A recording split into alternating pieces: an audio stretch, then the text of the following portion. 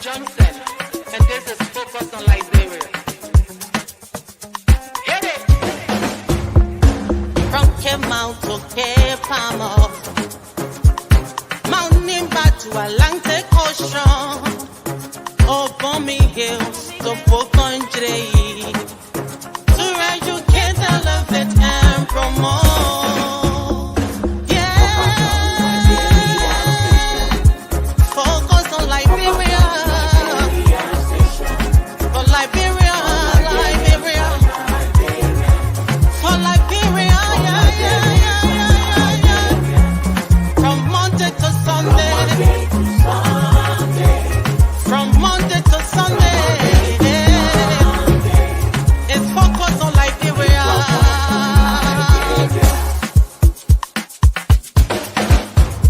Talk about home affairs,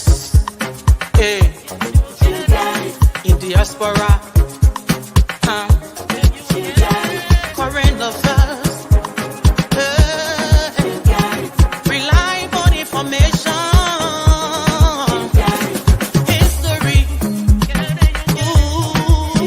Talking about culture, politics, education, entertainment, business, sports, advertisement, articulation. Focus on Liberia.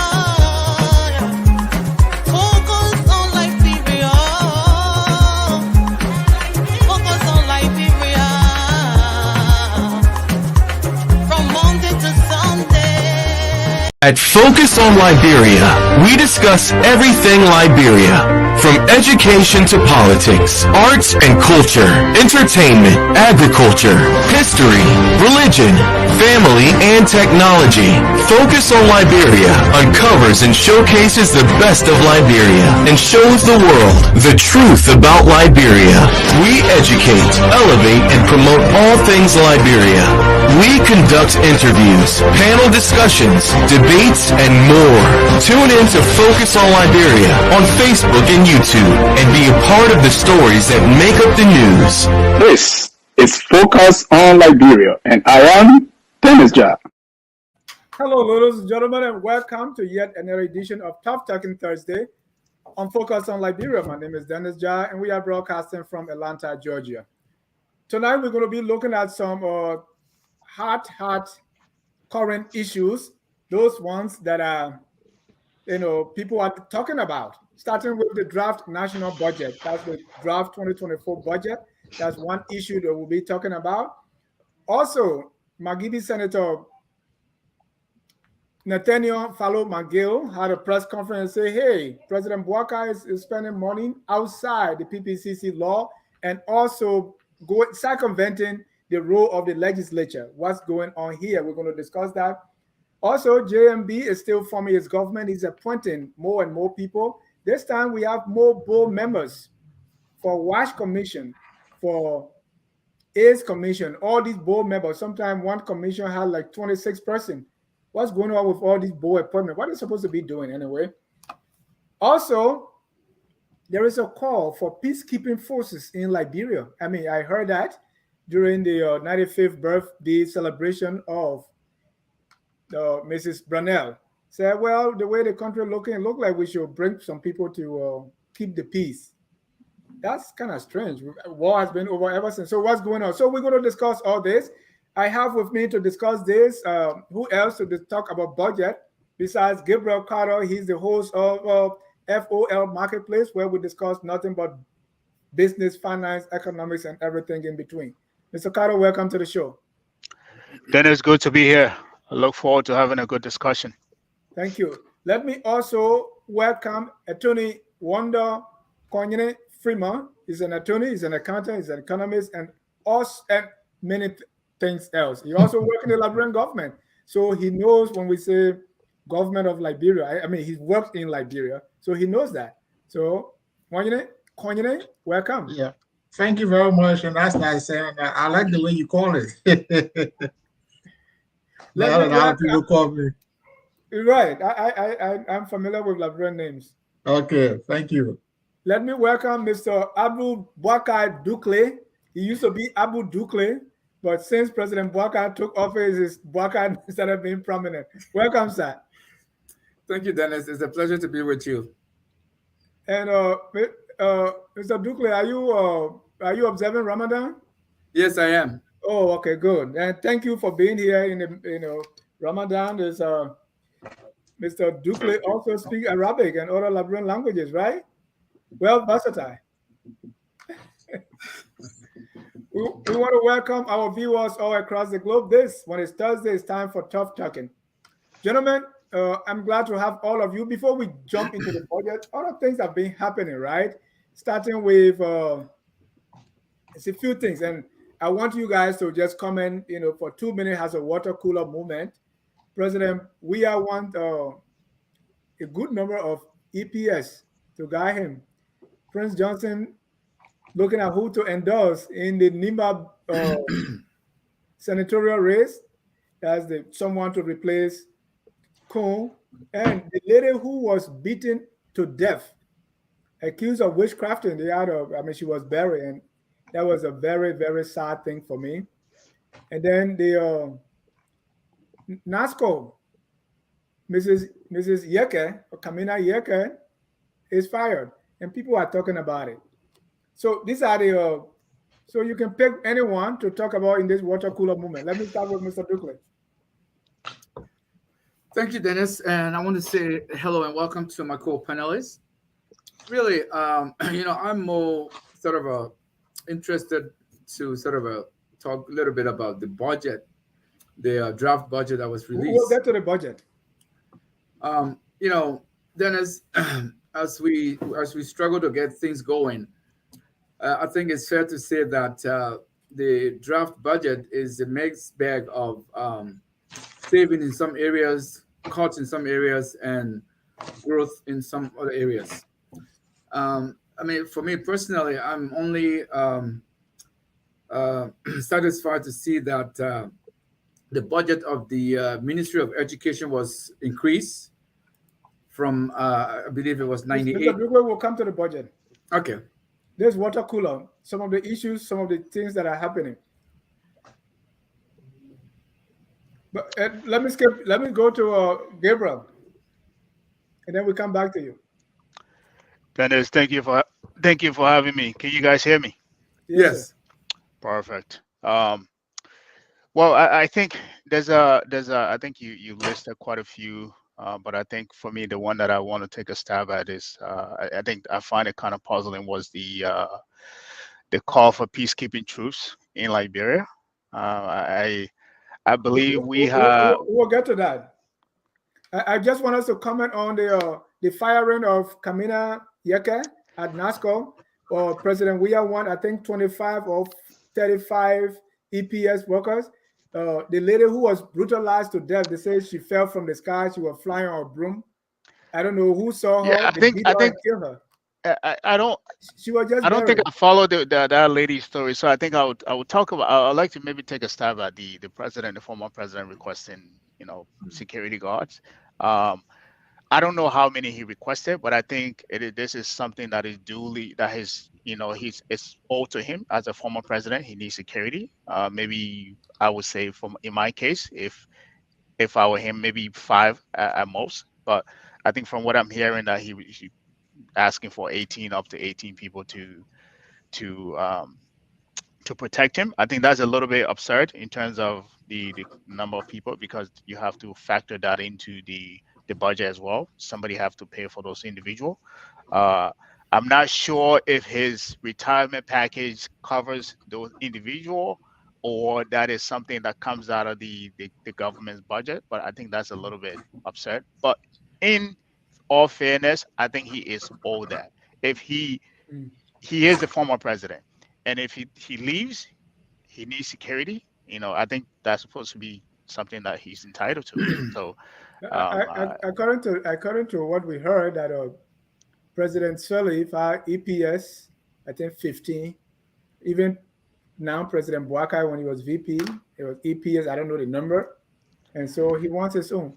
Well, if that's the case, then I think it's a fair call. he's not. Then he's not asking for more. If the rest actually do have the quantity of 25. individual, then it's a fair call for him. I think 25 were reported in the newspaper that he wanted 25. Yeah, 25 is a little bit too absurd. I think, but I think he's due the same amount that the rest of them are getting. So I'll leave it on that.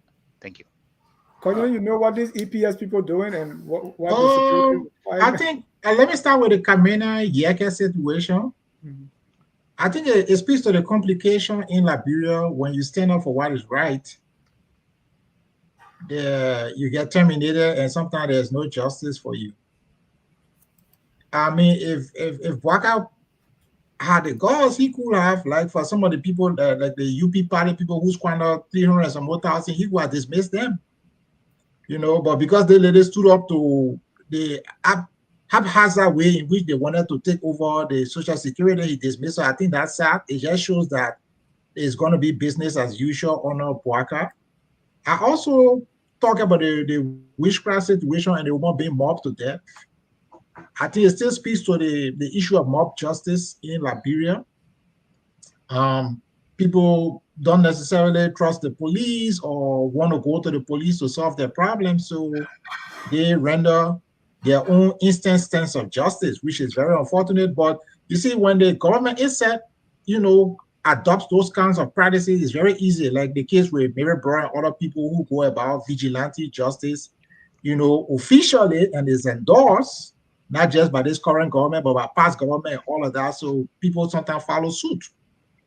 And then briefly on the weird needs, look, this man was president for 6 years. All they had to do was write in the law and straighten up the law on, presidential transitions, But if you don't straighten the law, now you leave it for arbitrary discretion. And in the process of people using their discretion, people can give you whatever you need. He was president. He could have passed a law and say when the president, when after office, will be entitled to X, Y, Z number of officers. Nobody will question. I think the people are arguing because there's no law apparently. And that's why we encourage our people, when you have to solve a problem, solve it by way of a law. Because that way there will be no discretion on the part of people whether to do it or not to do it. Thank you, and that's very paramount. Yes, there is no law regarding that, so it's discretionary. Yeah. Mr.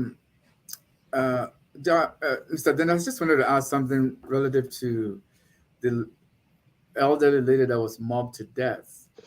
Look, I saw that video, and I was lost as to what to make of it. But there are few fundamental things that I think that are wrong with that picture that I saw.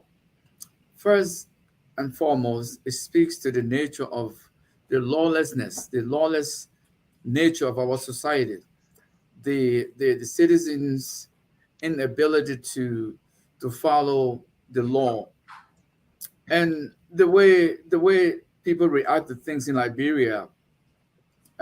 It's just one more example to demonstrate to the world how backwards we are. And this poor lady, I mean, I was just sort of trying to make sense of what they were saying, that they caught her, she was flying. I mean, it was just so bizarre that my 10-year-old was sitting right next to me when this video was being played, and she said to me, "Dad, why is everybody jumping on this lady?" I mean, this is not the first time. This is not the second time. When are we going to be able to say, let the law take its course as prescribed by our Constitution? So, this idea of us even talking about what is due to President Weah after his term in office, these are all things that speaks to the haphazard nature in which we do things. This is not something new. This is not something that is happening for the first time. Why is there not? We're not used to former president, right? I mean, then it's been almost we're going to 2 decades since we stopped killing ourselves. It's been almost 2 decades since we thought we can now govern ourselves. So, I mean, where were these legislatures when they said they were trying to put things together for us? So, I mean, in a developed society, all these are spelled out, and there's no guessing work. You know, everybody knows what to expect. Everybody knows what's going to happen to the next ex-president. So, I mean, why are we even talking about this in 2024? But again, it speaks to the nature of the country that we are talking about. It speaks to the unfortunate reality that we find ourselves in. Yeah. Thank you. Ladies and gentlemen, welcome to Tough Talking Thursday. And the first thing I want us to talk about is the draft national budget. It was, kind of slow to come, but it's finally here. It's not finalized yet. That's the draft, right? So we have the draft budget, and it's going around. People are talking about it, and what I hear most is, hey, 2023, this is what we have. 2024, this is what we have. The first thing we want to look at is how much is the budget? Is it up or down? Number two, President Weah 2023 spent this. President Boakai 2024 is spending this. So people are using that to make judgment. But I will let you, let's go around the room now and just looking at the draft budget. I know you may not have time to go over everything, but what jumps out of you? What's your impression? What you make of it? Let me start with Mr. Carter. Yeah, Dennis, thank you. And you're right. We didn't have enough time to really go over the budget, but the little bit of time that I spent on it, gleaning, just looking through it, what I've noticed, and I agree with you. I was following some of the conversation online, comparing the former budget to the current budget in terms of the cut that were made. Numbers don't lie, but people use numbers to lie, right? And if you want to put it in a basic context, I don't think that is the appropriate way to look at the budget, right? To compare what the previous president did to what we currently have. To be fair to the current the former president, he had more, he collected more revenues, right? I think it was about, the revised budget was about 770 million, right? Compared to what we have. Well, I think it's about 640, right? In his case as well, the economy grew. I think the economy grew by 4.6%. This year is expected to grow by 5.3%. So if you look at that, you factor in those numbers, you cannot compare the two. I don't care if the current president is making cuts to the top and allocating those, cuts to other places where the former president didn't have enough resources. You cannot compare the two. He had the economy under him didn't grow as much as it grew as it is expected to grow this year, right? And also he had a bigger budget to play with compared to what we have right now. So if you look at that context from just gleaning it from the top, you can see the argument that are being put out there are they're not really looking at the numbers from how they should be looking at it. So that's the first thing that stood out to me. You said that's not the right way to look at a budget. How should we look at a budget? So I think the way we should be looking at budget is not about taking money from one area, taking cut from one area and putting it in another area, but what exactly are those those additional allocations that are being transferred? What impact are they going to make in those areas? Let's say you cut money. Let's say you have budget for the healthcare. You took 5 million from there. You want to allocate that to the agriculture.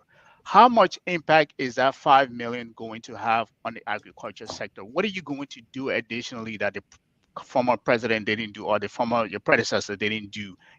What type of jobs, how many jobs are you going to create in the agriculture sector? How much produce are you going to put out? How much productivity are you going to put out? Those are the things we need to be looking at, as opposed to, I took 5 million from here, I put 5 million here. That's not how you measure impact. You want to look at key performance indexes. Thank you. Thank you.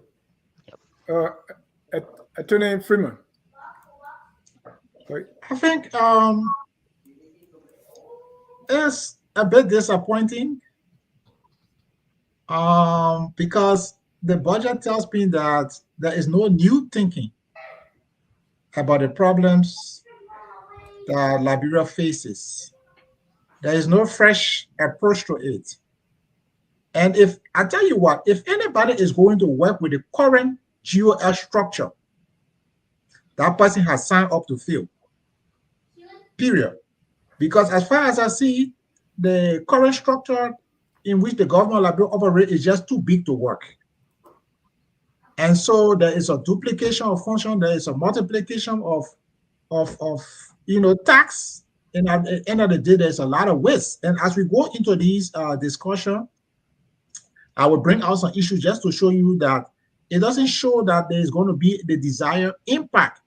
The other thing I want to stress is that the measurement of the success of Bouakai will not be by measuring him with WIA. Exactly. Even though he said he was coming to rescue us from Liberia, but he also said Ellen Sally squander opportunities. So to be fair to Bouakai, we have to measure him not only by WIA performance, but by Ellen's performance, because according to him, she squandered opportunities. So we will extend some of the analysis to the periods on where she was, what she did, and stuff like that, so that we put it into proper perspective. Thank you. Mr. Dugley. Yeah, I think, like I was saying earlier, it's a mixed bag of, cuts in some places and savings in some places. They refer to it as, they said, strategic reallocations of resources towards priority areas. That's how they term it in the budget. And they mentioned the Department of Education, Health, and Agriculture. And I thought that was well placed, except that they talk about reduction of 50% in certain areas, and that include the presidency, the vice presidency, as well as the speakers. They said there was 50% cut there. But really, what was troubling for me is when you look at the overall the expenditure portion of especially the recurrent costs that is associated with this budget, there is a significant increase, compare that to the last fiscal budget that we have. So I don't know if that was intentional or there's some other motives behind that, because the projected growth of 6%. I'm yet to see that, even though they said there was 5.3 growth in 2024.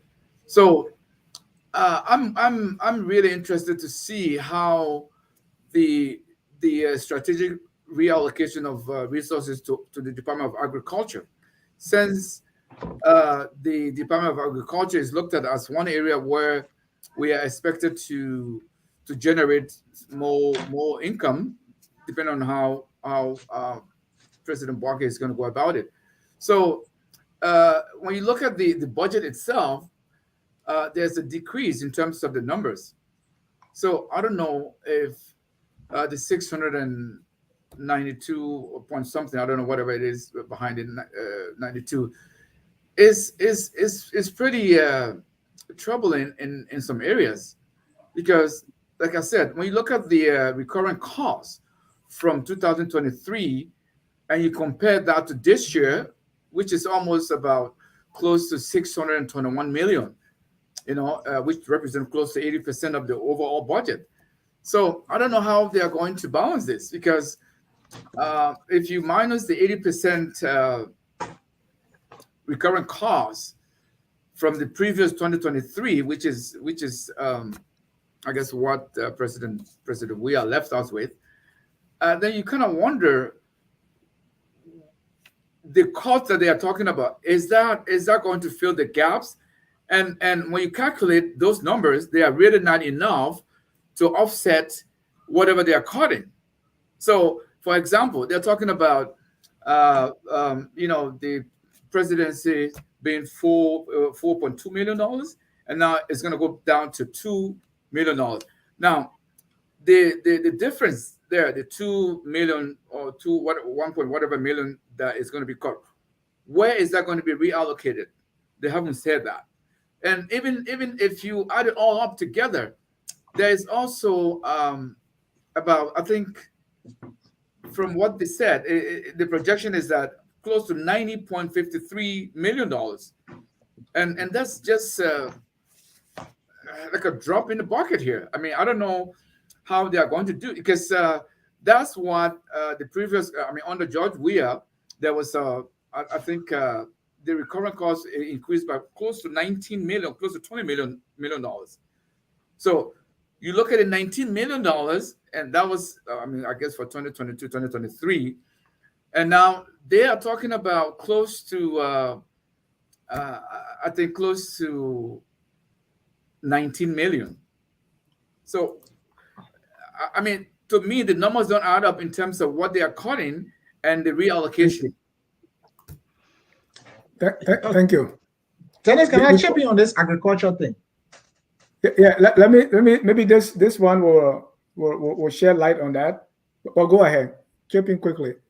Okay, so what I want the Liberian people to know when you're assessing the budget, let's say we take agriculture, and there's an allocation for the Ministry of Agriculture of $3.2 million. The first thing you need to do is to subtract the compensation of employees, because that is not going to go to buying seeds, it's not going to go to buying equipment. So you have to subtract the employees' costs.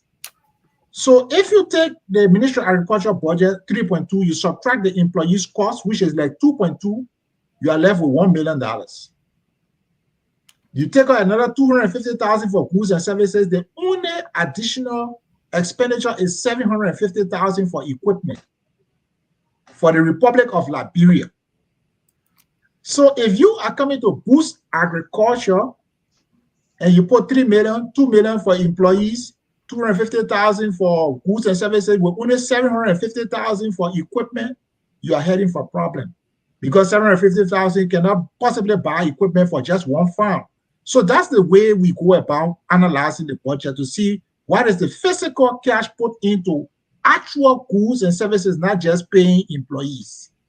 Thank you. Senator Abraham Darius DeLong posted on his Facebook page this. He said, President Joe Boakar's first draft national budget, not perfect though, but a good start for improvements going forward. And he said, here's a summary. Ministry of State reduced from 20 million to 9 million. Office of the President reduced from 4.4 million to 2.2 million. Vice President reduced from 4 million to 2 million. The legislature reduced from 67 million to 38 million. Pro tem office from 4 million to 1.2. The Speaker's budget reduced from 2.2 to 1.6. The Deputy Speaker's budget reduced from 1 million to a little over 515,000. The increases. Ministry of Education increased from 98 million to 105 million. University of Liberia increased from 30 million to 32 million. Agriculture sector increased from 4 million to 5 million. And the health sector increased from 64 million to 75 million. This tells me what they are saying is they say when you want to look at a man's priority, look at his budget. So reducing these things and putting them in other areas is telling us the priority of President Joseph Newman Boakai, don't you think? Because it doesn't really, like I said, you have to go into the budget and take out the employees' salary part of it, because that is not going into investment like agriculture. For you to put money into agriculture, you have to buy like seeds, you have to buy equipment and stuff like that, right? Mm-hmm. So I just told you the agriculture ministry budget of 3 million. 2.2 million goes for employee salaries. Another 250,000 for goods and services. That is left only 750,000 for equipment. Yeah. So if well, that was not there first. Agriculture was getting 4 million, now he made it 5 million. Health was getting this. No, they said the sector. Yeah, so that's health sector. Yeah, that's the sector itself, but not the. I was speaking my concentration. No, what I mean is, let's first give it to him that he is prioritizing those areas. because these areas were getting less money. He increased them to tell us that, hey, I want a little more work in this area. Can we not give him that? That's just speaking and choosing. I could show you other ways where it's very disappointing. For example, investment, government investment, public sector investment. Now, what we're saying, new energy supply, new roads. Parker talk about no road, no car getting stuck in the mud. So what is in public sector investment? That's where the money will go. But now they allocate 7.5% of the budget in public sector investment. So what it means, over the next 1 year, any serious investment in our country must come from foreigners. That's what it means. Because you already were operating around 80% or so of between recurrent and investment. Now, if you go to 92.5%, I want people to put it into perspective. Say you make $100 as your monthly income. If you're going to eat $92.5 out of your $100, you're not going to get very far in life. Okay? So if you are telling me, okay, I will eat half of the money, I will keep another half, or I will eat that $60 or $70, I will keep $30, that makes more sense. So even from the overall perspective, but there are other areas where it's very disappointing. Like, for example, what is not in our budget, and which is more of a problem, is funding from external partners. And that's why I said we have to compare Bwaka with Ellen, not just WIA, because he said Ellen squandered resources, opportunities. Ellen brought in at least $2 million external resources annually. So at all point in time, where the government could not reach, external sources was coming in. But in that budget, there is a 61.4% decline in funding from external sources. So that's a big red flag, because you can see the way the budget is going. So I think what it did was just to choose the area that they felt they wanted to emphasize. Priority and just emphasize. You want to choose priority areas. Why can you call I don't see it because I just go in the agricultural sectors. I just said agriculture, almost, 80% of that money is going for employee salaries. And only 750,000 in the budget is for equipment. So how can you improve agriculture without equipment? So I don't buy into what they are saying. I just think they have not gotten serious, because it takes serious thinking, it takes new thinking and new approaches. If you're going to just work with the way it was being done in the past, you are going to be stuck with the result that we always have, and that's not what we want. Thank you, Mr. Ducle. So Bwaka has not brought in any money yet, right? Yes. So he's working with what he got. Yes. And in this area, he's saying, okay, even though 1 million cannot buy a tractor or the equipment that we need, but at least if during the previous budget, if they were putting $20, now I'm putting $50 to demonstrate that this is my priority. Yeah. Is that shouldn't we look at it that way? I mean, on paper, it looks good that way. But remember, with everything said, about, I would say, upwards of 60 to 70% of the recurring expenditure goes towards payroll. So, and the payroll represent, I guess, payroll. They say payroll and energy, and I guess energy costs. So, and this is associated with what we spend on our payroll, as well as trying to service our internal debt, as well as our external creditors. So even though you might be taking money from someplace and putting it someplace else, what if it is not? What if it does not materialize? Because these are all budgetary allocation that hasn't been materialized yet. So in order for you to see the benefits of those cuts, first of all, the projected income that's supposed to be generated from agriculture is based on what? And what are the changes that you are implementing that gives you the sense of what to expect?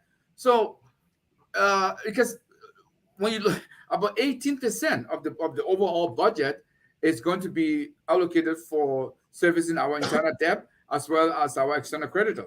So let's take it very simple, right? Yeah. Because I'm not a budget guy, but look, he looked at the Ministry of State. They were Yes. getting 20 million, yes, right? 20 Yes. million for Ministry of State, that's right. especially when McGill.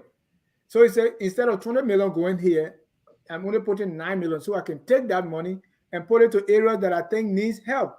Why can't we credit him for that? No, I think yes. That's what I said. On paper, it looks good. I mean, we can. I mean, you got to put it on paper. Everything is put on paper, so it's not on but paper. I mean, I'm talking about the implementation aspect of it, because you see, No, that's but what we're not there yet. We're talking about what they are putting on paper. Yeah, So I mean, it looks your good. budget I mean, will it's, tell your priority. yes. It Yeah, is but an Dennis, improvement. where does the money going? Where is the money going? Because from what I see, the money is going into a lot of areas, because you are saving, but where is the savings going? The savings, if you save money, just put it in the practical terms. You work, you save money. If you use that money towards maybe business or education or something, you improve your chances of making better income. But if you use that money to eat or to travel or walk about, you're not going to be productive. So I'm saying you save the money, yes, but where did you do with the money? You didn't put it into public sector investment, into roads, into equipment for agriculture, into new medical facilities, into new fixed assets. You didn't put it in there. You put it into consumption. So what are you taking from? Where did you see that in the budget that you put it into consumption? Oh, but the budget is not a 2.5% recurrent. Compared so to recurrent that's what it is. That's what recurrent is. Basically consumption. Because you got salaries, you got goods and services and stuff. It's basically consumption. So that does not cover the investment aspect, and it is the investment that is going to make the country to get better and to be able to generate more resources. For example, how do you promote Liberian businesses? You were chipping in. Let Dukley have the floor. Yeah. Okay. Good. So when they talk about the strategic reallocation, and they talk about say the healthcare sector.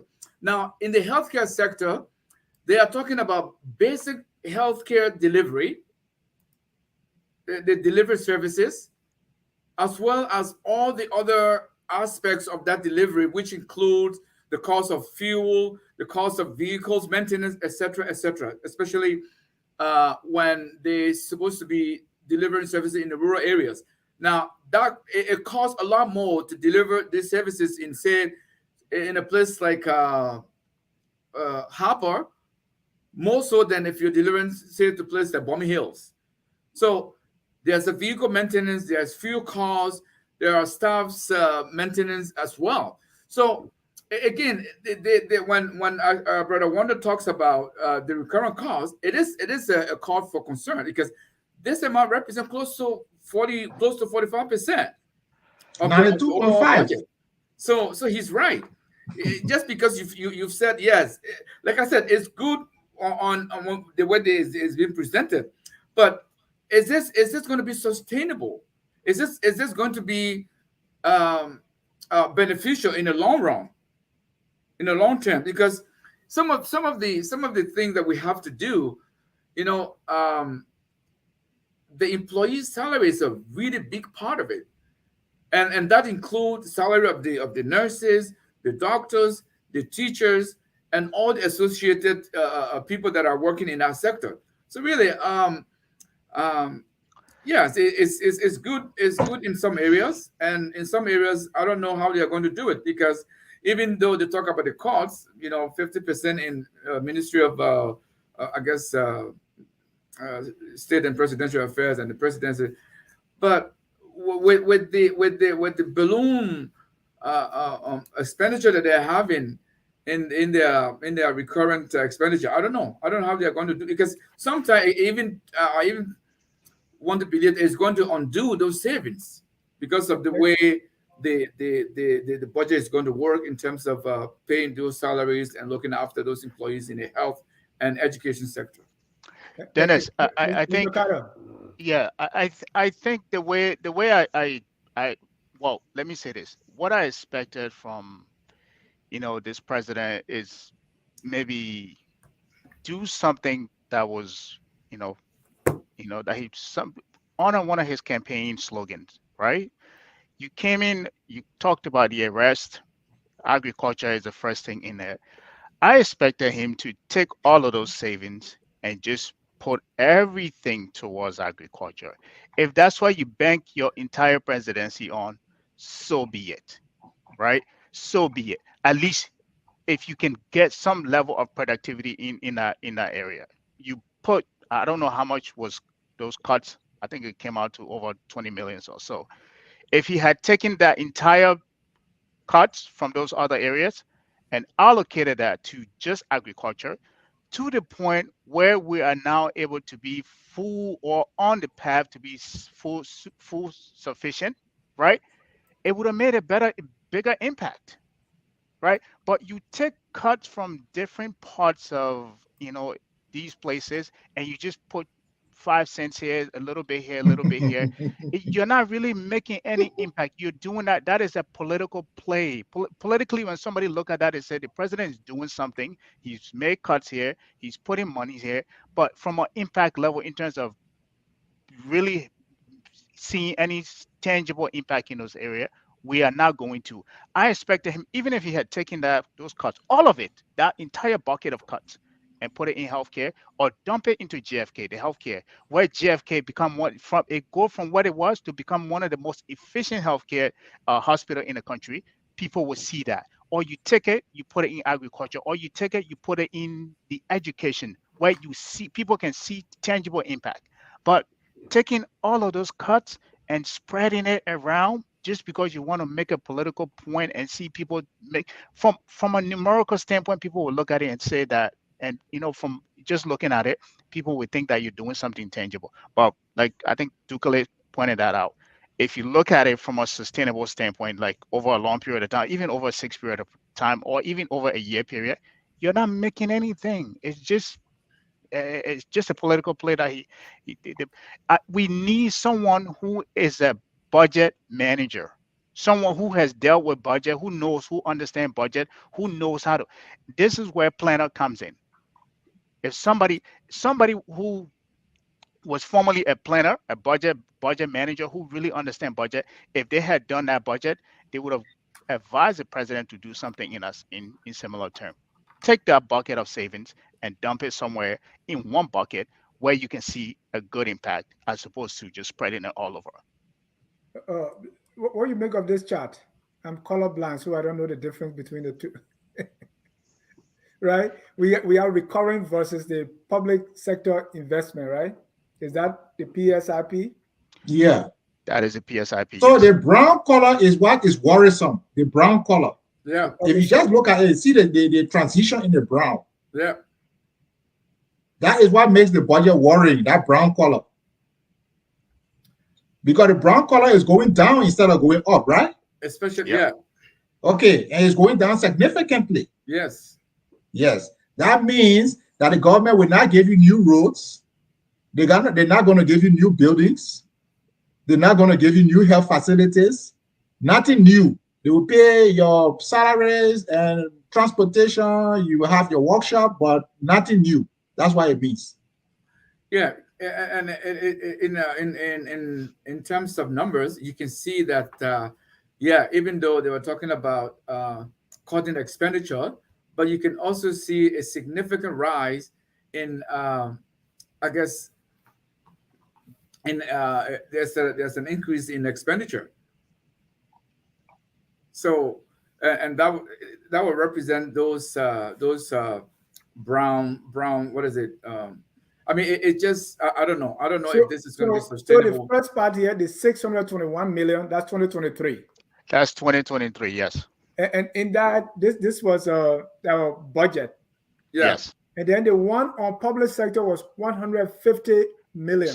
So they spent more in 2023 last year on in the public investment part than they are currently doing in this year, which is by more than 100 million. Right.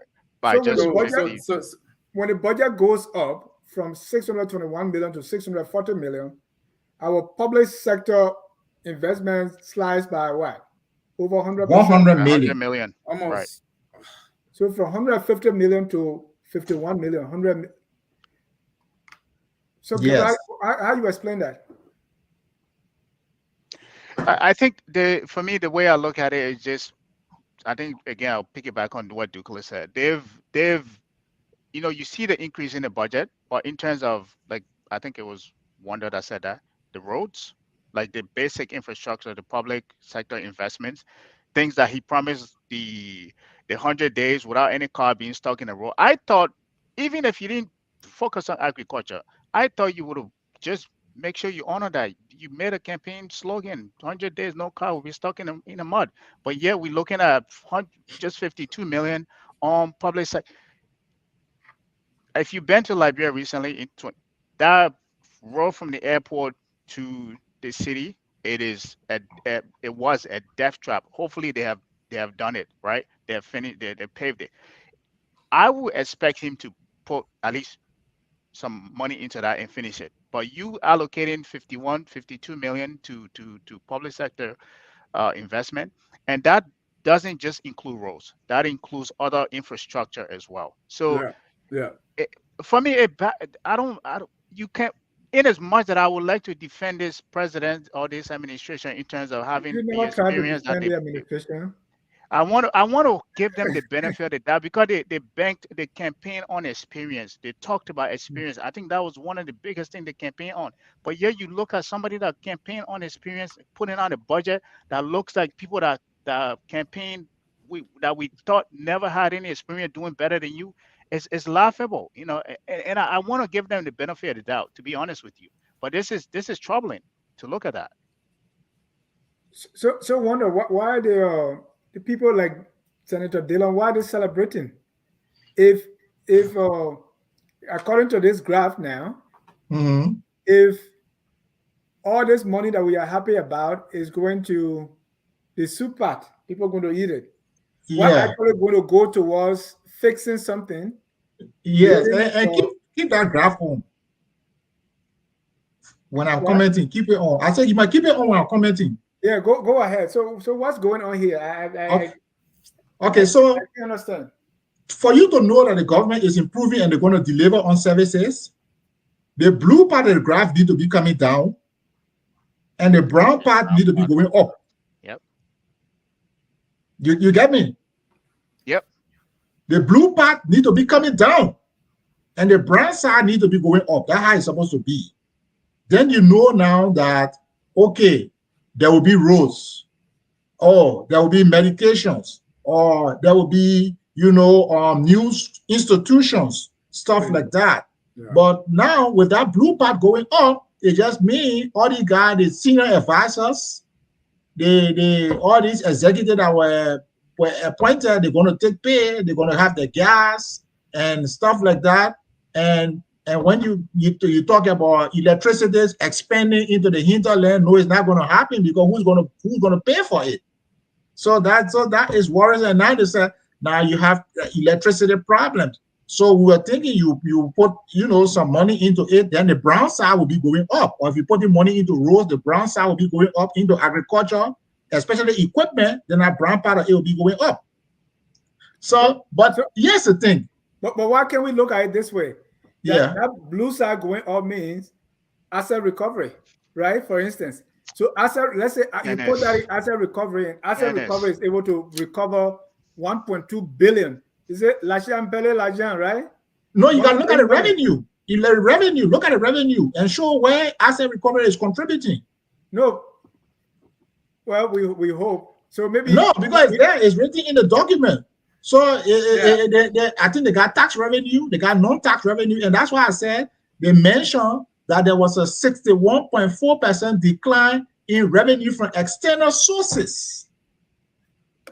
So if you come and tell us that early squander opportunities, you need to step up your game externally, to invite more resources into the country, So let me tell you what the problem is. The problem is not what the Bwaka government per se. Let me tell you the problem there. The current structure of the Liberian government is too big to work. So when you come to government, you have to be strategic about which organization you want to work with and which you do not want to work with.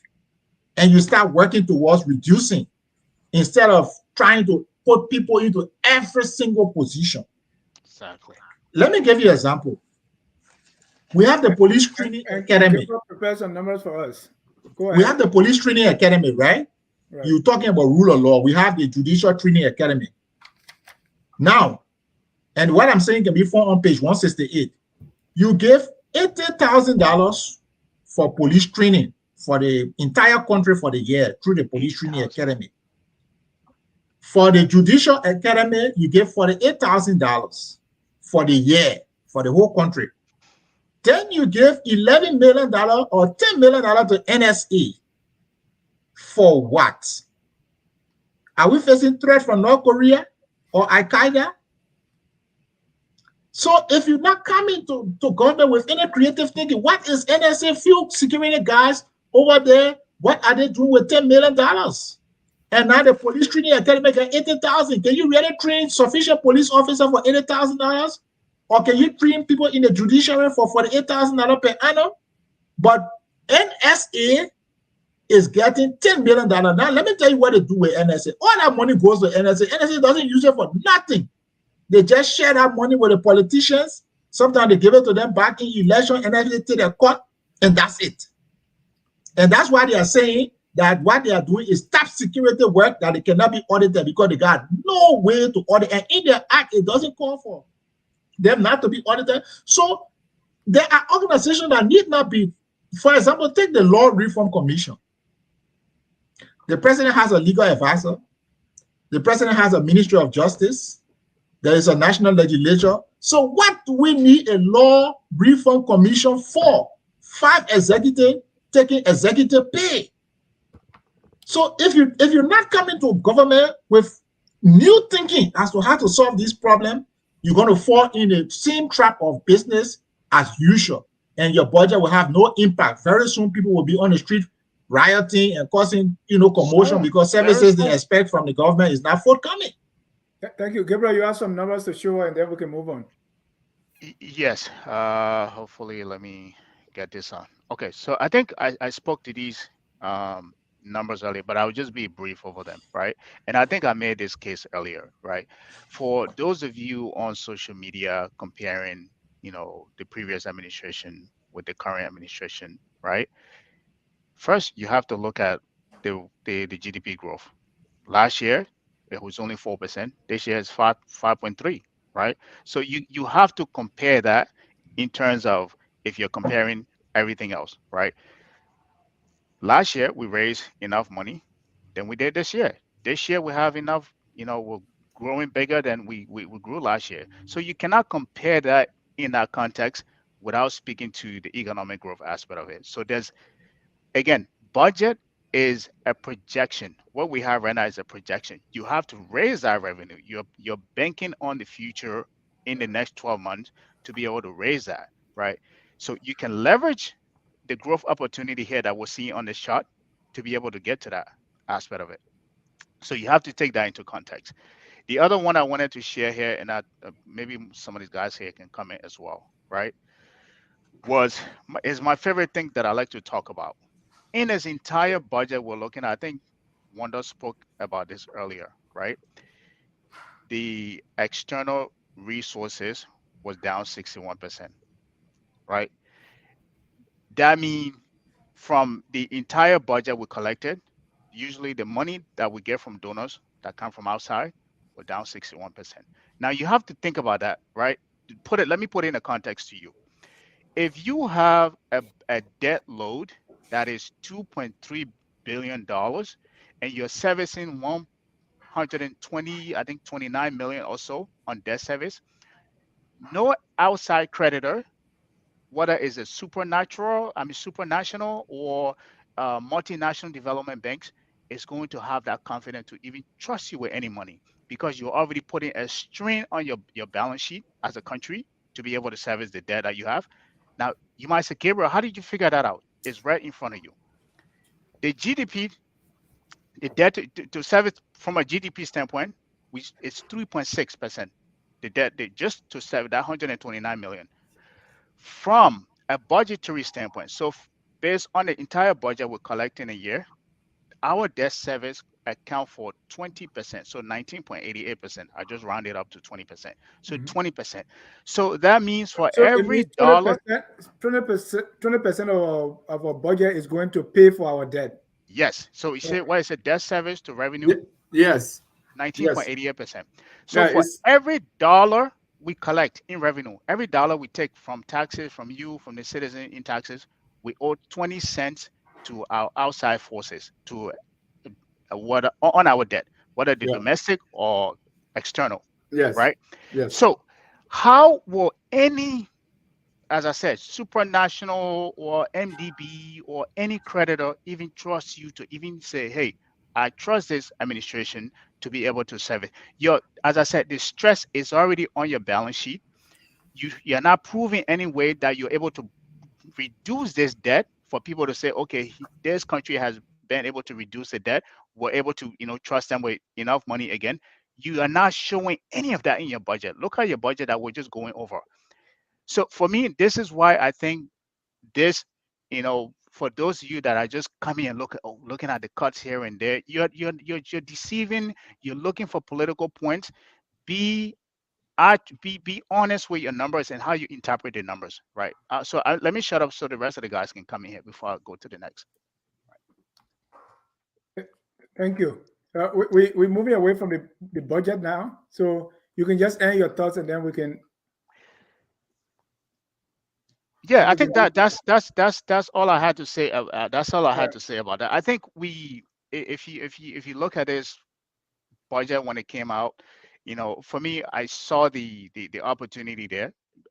The reason I said there's opportunity because if you have a chance to grow your revenue, your budget, your country GDP 5.3%, there's an opportunity. Now it is up to you what you do on both on the fiscal side and on the monetary side to be able to leverage that opportunity, right? You can even beat that budget or even raise more money than you were projected to raise, right? So there's opportunity.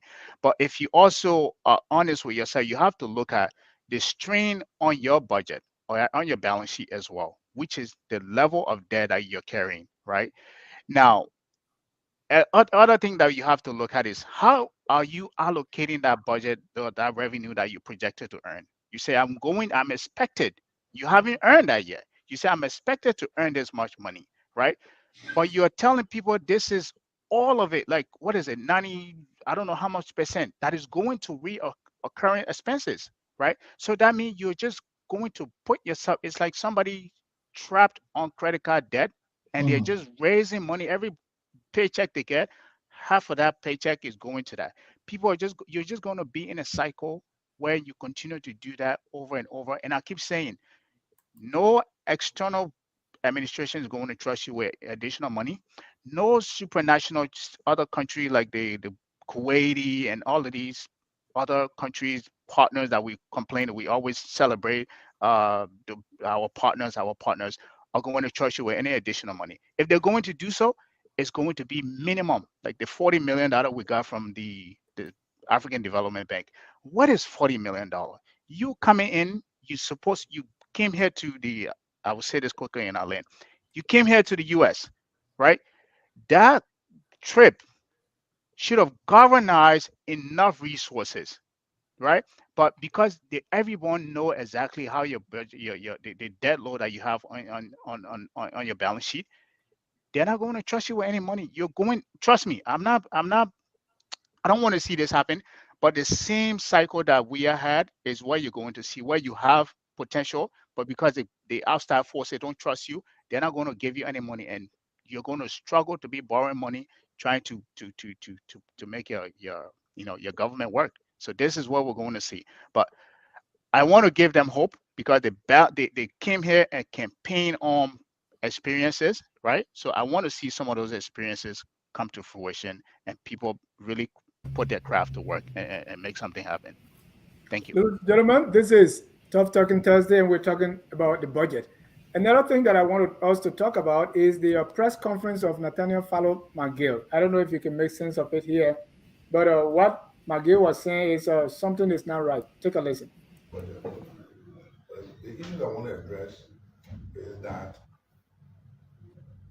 while we support the president's agenda to address the issue of road connectivity, especially on his 100-day deliverable, there are fundamental principles that the government has to observe, especially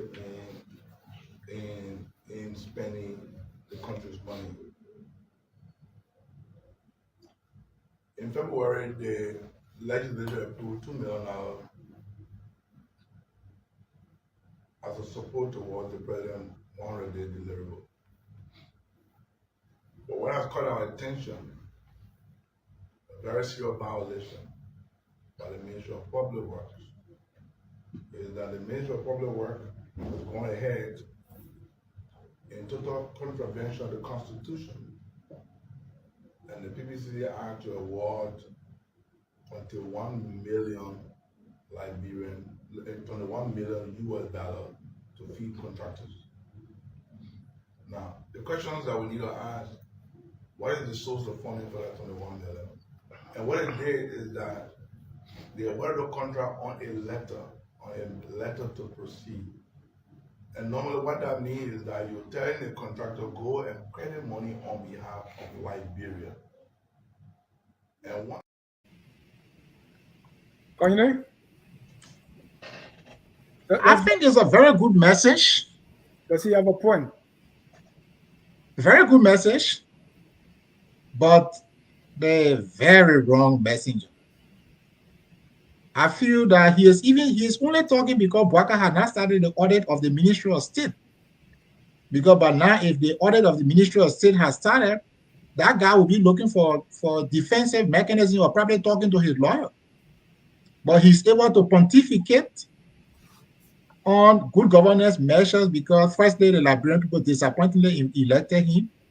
And secondly, the premise audit of the office of the president and the Ministry of State has not begun.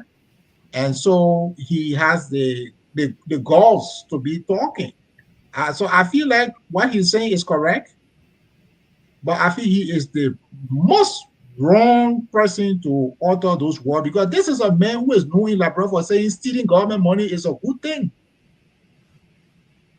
And once you build a beautiful house in the village, then that's fine. So for him to transform from a man who advocated for stealing government money to now we need to account, we need to be sure of how we spend the money. I mean, it's just, you call it tabata. That's how it's so tabata for me. Mr. Dugley, I mean, don't shoot the messenger, listen to the message. I think it's it's laughable that it's coming from character like McGill. Suddenly, out of a sudden, he's transformed to this non-corrupt person overnight because he's now been elected senator. Sometimes the messenger gives you a sense of hope or a sense of a reason to listen to the message. And the only reason why he is now this transformed statesman is simply because he's now a senator. But it's no secret to any Liberians. We saw the flamboyant lifestyle he enjoyed. We saw how lavish he was with the Liberian people money. And did he just come to realize that? Did he just come to know that? And again, is the impunity with which we let our politicians to get away with things. That's why I said it's laughable coming from someone like McGill. Yeah, the things he said make perfect sense. There are things that you would expect from someone who means well for our country. But did he ever meant well for Liberia? No, he was always about his own pocket and what he can get into his pocket. Gabriel, because this is a big deal, right? Already, President Boakai went after turning official, and people are saying, "Hey, I mean, does he respect the rule of law?" So if he's going outside the legislative branch to get money, I think shouldn't we be speaking about that more, and then instead of focusing on the messenger? You talking to me, Dennis?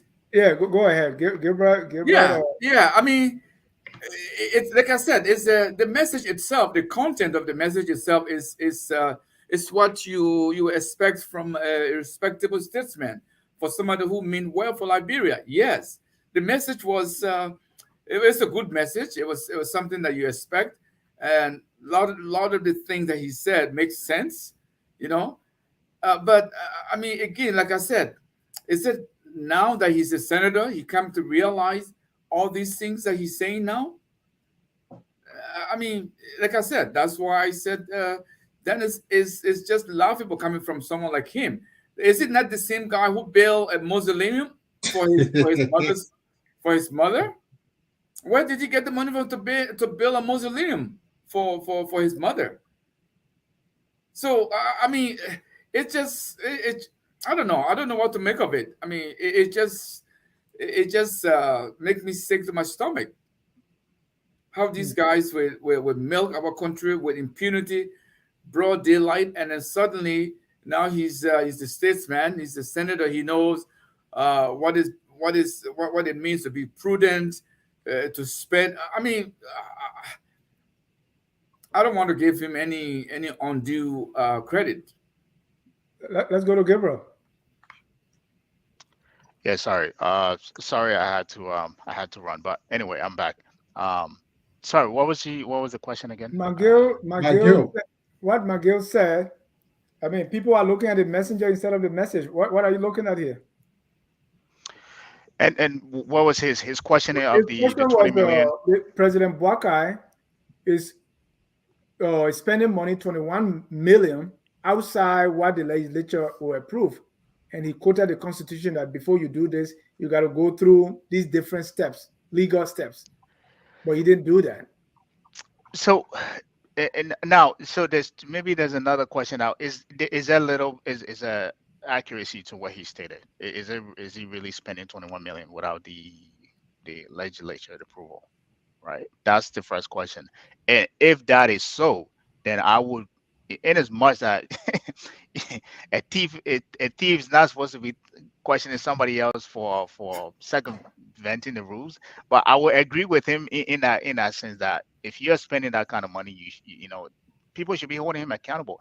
And I think to what he's saying is largely speaks to the kind of government we have, where we relegate this level of power to the presidency, that they can literally do certain things and people don't question them, you know, and those who muster up the strength to question them are seen like the villain, right?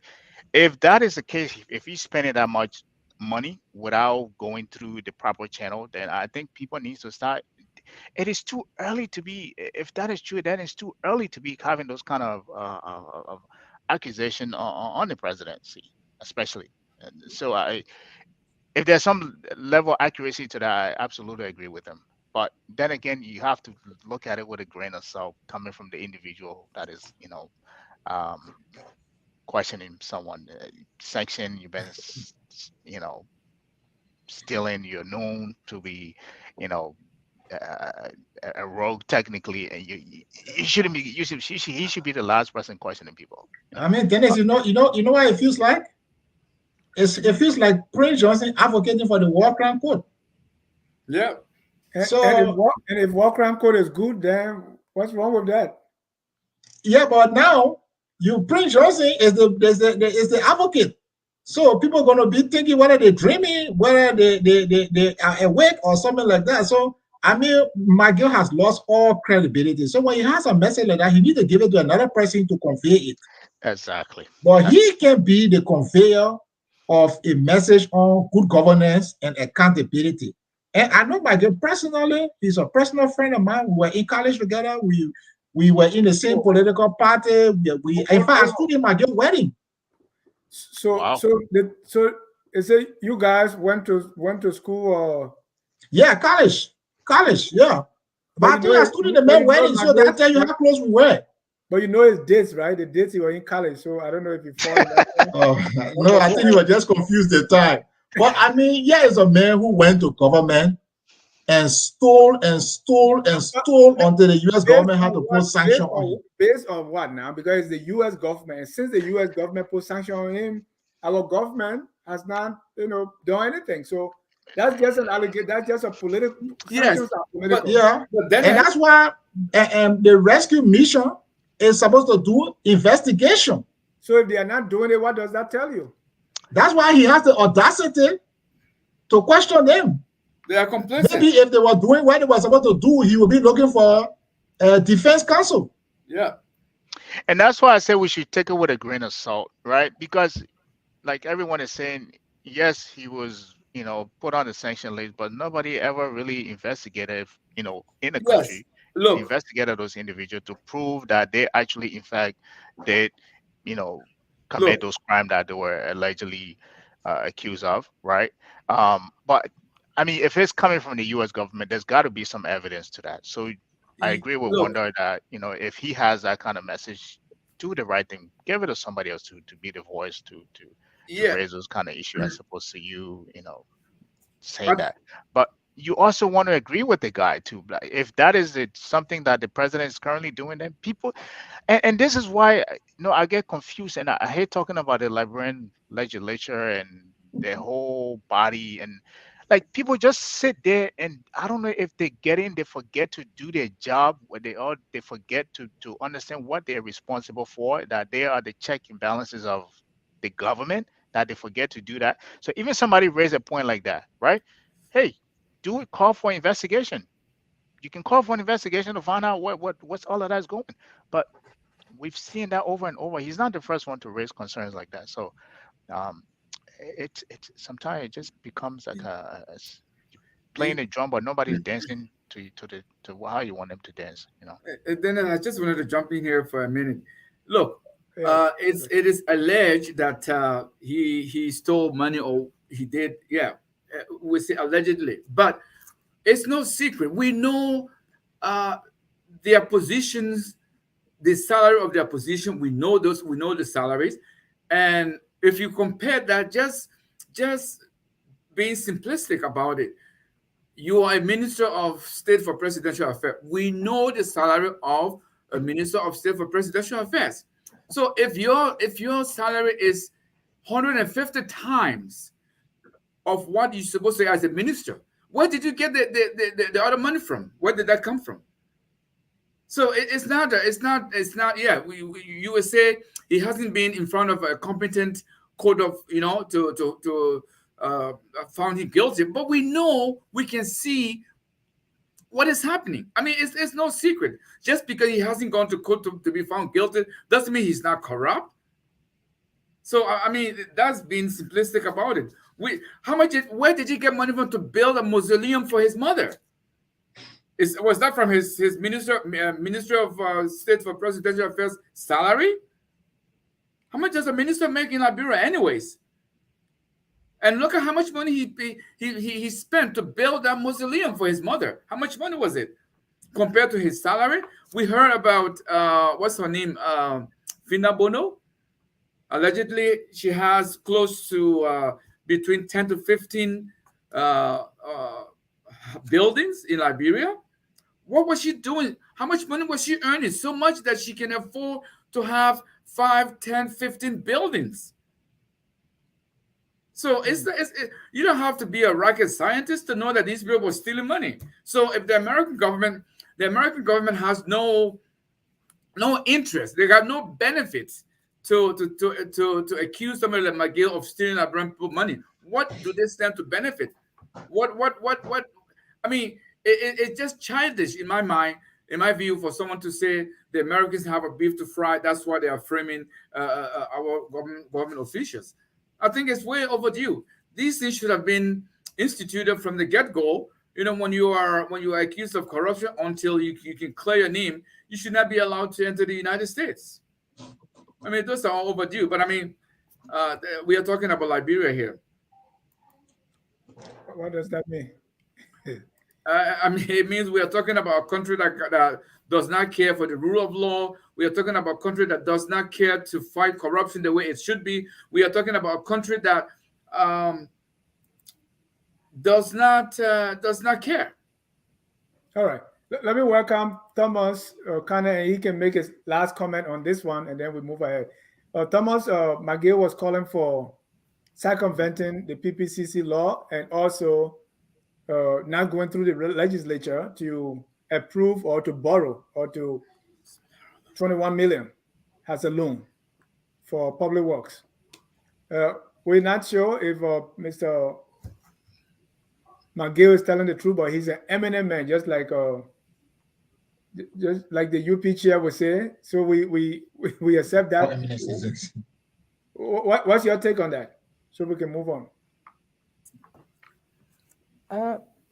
I don't think the point McGill made is regarding the issue of borrowing. I think the point he's making is regarding the issue of commitment. Because if a government ministry goes through a procurement process that is called single sourcing, and I haven't read into the details of what the Ministry of Public Works did, but on the surface, it appears they single source a number of contractors for them to be able to do some work on certain stretches of road that we have in the country. And I think their thinking is that because we want to do this as fast as possible, we do single sourcing, because it takes time to be able to go through different procurement processes based on the amounts. You have to develop a request for quotation. You have to do a bid. You publish it, and then people apply. You set up a committee. You review, and then you do the selection. But there are already some, besides McGill, there are already people who are raising concerns about the process that the Ministry of Public Works has followed. That what is the constraint that you have that is justifying the use of single source? You use single source under specific considerations. Say, for instance, there is only one supplier of a service that you want to procure. Even if you go out there and advertise it, it is only that person who can deliver the service, so you can do single source. Or say you have a contractor that does a piece of work for you and build a road from, say, Monrovia to Kakata, and you want to continue. You don't want the person to demobilize and come back to Monrovia before you publish. You can do a justification to be able to do it. But that seems to have not been the case under what the Ministry of Public Works has done. So the concern is that why first are you using single source rather than going through other procurement measures? I listened to Senator McGill. I think the point he's raising is that there is no budget at this point in time. The budget has just been submitted to the legislature. They are on break, and the Ministry of Public Works is doing single sourcing. And it appears that they have signed an agreement with these contractors to say you can go ahead. So his point is that in the absence of a budget, you are already committing. You are saying that the government is going to pay these people. And the PFM law says that before you do commitment, there has to be a source of funding in the budget. So his question is that what is the source of funding on which you are doing this commitment? So I think it's not the issue of borrowing, it's the issue of committing the government before the national budget is passed. Right, that is, government is going to, so is what do you think of the argument that McGill is the wrong messenger? So I think broadly the issue with Senator McGill is broadly the issue with the former government, and even the Unity Party affected them when they went into opposition. This is why when any government is in power, you try as much as possible to do the right thing, because eventually you become an opposition. But if you do the wrong thing, you go into opposition and then you start to demand the right thing, and then people say you lack the moral credentials to come and criticize, to come and question. And it does affect our democracy, because right now everything the CDC says, people just want to shut them down, even if what they're saying got some merit. Mm-hmm. Thank you. That takes us to our next topic here is the JNB appointments. A lot of appointments are being made now, and the government is still forming. But my attention was drawn to this commission and board members. Maybe the JNB government is so because of the internet age, right? So everything we see it happening. So some of those appointments, the executive mentioned made appointment to board members, right? He has constituted a governing board to several state-owned enterprises, institutions, commissions, and agency of government. So we have the Liberia Civil Aviation Authority, 7 board members, LEC, 9 board members, the Bond County Community College, we got 15 persons there, the Liberia Petroleum Regulatory Authority, 6 board members, Liberia Telecom, 5, the National Transit Authority, 6, National Insurance Company, 6, the Liberia Agency for Community Empowerment, 7 board members, National Social Security and Welfare, 12, the John F. Kennedy Medical Center, 13, the National Public Health Institute, 12, the Board of Directors of AIDS Commission, that's the one that shocked me, 26, the Board of Directors of Agricultural Research Institute, CARI, 10, and so on and so forth.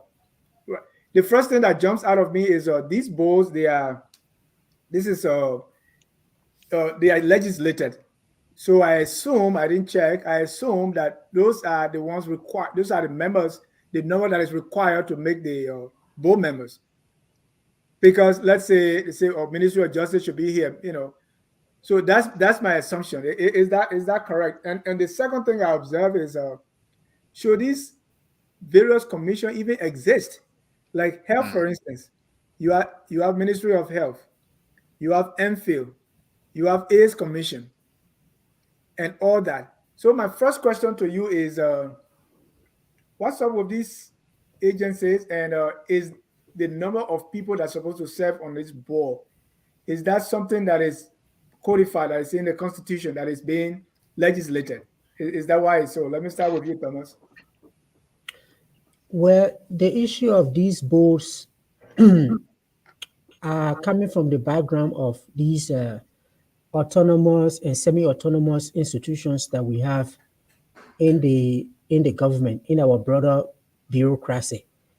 Because the background to forming these institutions is based on a focus on a specific technical area. Say you take the Revenue Authority. It's a specific it's an institution that focuses on a technical issue. That is how you apply tax laws to be able to collect taxes. If you go, for instance, to MPhil, you are asking the question whether we should have MPhil and we have the Ministry of Health. The Ministry of Health is more or like a service delivery entity and a policy entity. So the Ministry of Health is responsible to make sure the health system is running. But MPhil seems to be more like a research institute. They do surveillance. Say, for instance, when Ebola came and then Ebola left, they will still be doing research around it. They do research around different diseases. So they really don't do exactly what the Ministry of Health does. Their role is a bit different. And then AIDS Commission is focused on a specific disease. So the reason you can have them under the Ministry of Health, you cannot. And I think that's the question that we should be answering, not justifying every organization. The question is, do we need all of those institutions? Exactly. And that many people. And I say no. And that's why I say the budget represents no new idea, no fresh thinking. I was giving an example because I'm a legal person. I was giving an example with the Law Reform Commission. That is a commission. That's just a point you made. Let Thomas finish. Okay. Let me. I think I was working and listening to you on the Law Reform Commission. Yeah. You are a lawyer. I'm a public policy person. Yeah. The reason why we have the Law Reform Commission, like I'm saying, the Law Reform Commission does a narrow piece of work. The Law Reform Commission is to ensure that any law that we pass is consistent with existing laws, so it doesn't overlap.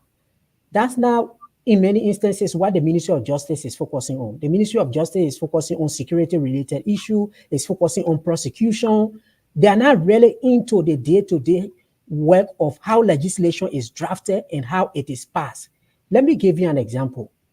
The local government law that was passed, After the local government law was passed, we say, okay, counties can now collect their own revenue. But then you have a public financial management law that says the only entity in the government that can collect revenue is the Liberia Revenue Authority. So you then have to come and amend certain portions because it's overlapping. And this is a challenge we have in Liberia, where you have individual lawmakers submitting bills without passing it through the Law Reform Commission to really be able to check whether these laws that you are passing are consistent with the Constitution and other existing laws. They go ahead and pass the law, and then you cannot implement the law. So that's the role that the Law Reform Commission plays to make sure that these legal instruments that are passed are consistent with previous ones, that we don't get into the position where we have a law and we cannot implement it. That's not a job that the Ministry of Justice does. On the question of hold on. on the question of whether we need all of these institutions, we can have a broader discussion about our bureaucracy. I mean, bureaucracy is you use what you are able to afford and you use what is needed. At any point in time, if we see that these institutions are no longer needed, we can repeal them. Like the National Food Assistance Agency, it was almost replete until President Weah came, and then COVID came, and then we needed to do this food assistance aid, and then they reactivated that institution. So we can, if we don't want these institutions, we can shut them down. The point I'm making is that on the issue of the boards and the semi-autonomous agencies, they are established to do a technical piece of job. And because they are meant to do this technical piece of job, this is why they have these boards. My major concern with the board is that when you put someone on these boards, they should be able to supervise the operation of that entity. Don't just put anybody there because you want them to get a job. In the end, if the boards are not effective, the institutions will not be effective. Thank you. And so let me take the AIDS Commission, for instance, right? Which are 26, and most of these people are like statutory groups. So their work, I just picked two: ensure effective coordination and management of the decentralized multi-sectoral national response to HIV, develop policies to respond to the HIV and AIDS pandemic and manage its impact in Liberia. You tell me, what are we really doing for AIDS business in Liberia? I want to come in a bit and differ with my colleague, Kane. The idea that every time you want to solve a problem, you should start a new institution is poverty. You have to be creative. You cannot afford every institution the US government has. You cannot afford every institution that is in Europe. Yep. So the US government may have NSA, they have FBI, they have CIA, they can have 10. Can Liberia afford 10? No. And that's why we don't put money where we be. Let me give you an example. Bwaka took a drug test and brought the cameras and said he was serious about drug. So the budget was supposed to tell us that he was serious about drug. I already said he gave $10 million to NSA for operations. And the Kush Must Go project, he gave, what is it? I think 200 or 300,000. I had a figure here, somewhere here. 300,000. So if you continue to operate like government money is infinite, and you can establish so many institutions, so many bureaus, so many commissions, at the end of the day, the places where you need to put money to solve real problems, social problems, you will not have the money to put it there. So I'm saying, come to government with new ideas. That law reform thing you're talking, are you telling me that the president has a legal advisor? They have the justice ministry. Can you make a department in justice ministry to focus on that? Do you need to establish a new entity, pay rent, get 5 commissioners, buy 5 cars, gas all the 5 cars, and pay each one of the people 100,000 per year? No. For example, here in the US, they have the US dollar machine, but some work, they outsource it.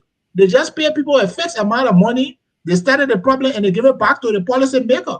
So we can adopt those approaches, but we don't have to start a new institution every time you want to solve a social problem, because you just don't have the money that the American government has. You don't have the money that the Chinese government have. You don't have the money that the European have. So you must be strategic on how you solve your problem. You can't start a new institution every time you have a problem. I absolutely agree with Right, you. I'm coming to you, Absolutely. Gabriel. And look at WASH. So it looks like these things. So I'm thinking to myself, okay, these guys at the AIDS Commission, when they go to work Monday through Friday, what do they do? Maybe talk about Chelsea games, WASH, water, sanitation, hygiene. Do we even have water in Monrovia? They have another group called, and this is not a Black Eyes problem, Rural Renewable Renewable energy. Energy Agency. I mean, you can have two persons in LEC to look at other sources of energy. We got You to see, have another group, and then the board members for AIDS Commission to AIDS now is not even like before. It looks like when they see money somewhere that, oh, there's money for this thing, then you set up a group. I work. and So what? 26 members. What is it going to be doing? so it brings me back to the statement. I think it was the former president Ellen who said that Liberia is not poor, but it's poorly managed. This is just poor management that you're seeing all over the place. And again, I don't want to keep beating on the current president, but I thought as an, well, supposedly 80-year-old, you got nothing to lose. This is the administration, the time you're supposed to be more radical and do everything you're supposed to do for the country, as we're hoping to see, do something transformative, right? A board member supposed to be someone with experience in that field, someone with strategic understanding of that field, who's supposed to advise the leadership, in terms of how to be strategic in that area. I agree with Wanda as well. I don't think we need some of these entities that are being erected, like the A's and all these other entities that are being erected. Their purpose, I don't think we really need it. We really need them, right? The other thing that the president, and every time I see these appointments, sometimes the first question that comes to my mind is, does this president understand that he doesn't have the capital? Like, you can just look at your budget. It should be some of the things that guide you. But you come into power, there's 67,000 people already bloated on the government payroll. But yeah, you are crumbling other people there in creating these entities that are irrelevant and adding. These people get paid. Believe it or not, these board members, the 26 and the 9, the 7, all of these people get paid. It comes out of your revenue. Are you thinking about that before you do these appointments? Right? And I think the bigger question here is, what is the purpose of some of these entities? And what strategic value are these entities going to have? Right? The last thing that I think, every time he makes these appointments, I wonder he thinks about is, are these entities any profitable? Are they adding any value to the government? Or are they creating any public, like the ACE and entities that they have? Why can't we do that at the Ministry. JFK? Why Yeah. can't we have a 3 board member or 3 group of people that put out an A campaign to educate the people? Why do you need 12? Why do you need 12 people about on the entity by itself? So every time I see these appointments, like, I kind of wonder whether he thinks about. But Gabriel, this is not Black Eyes problem, right? These are It things is. that are already being created.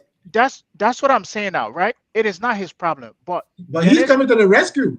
right. Yeah, Thank but you. Right? will you stop them? Will you not put people there, or will you dismantle them just like Or that? you can submit a law to merge. You This can submit a is law right. to merge an entity. You can submit a law to repeal an entity. That takes Right. time.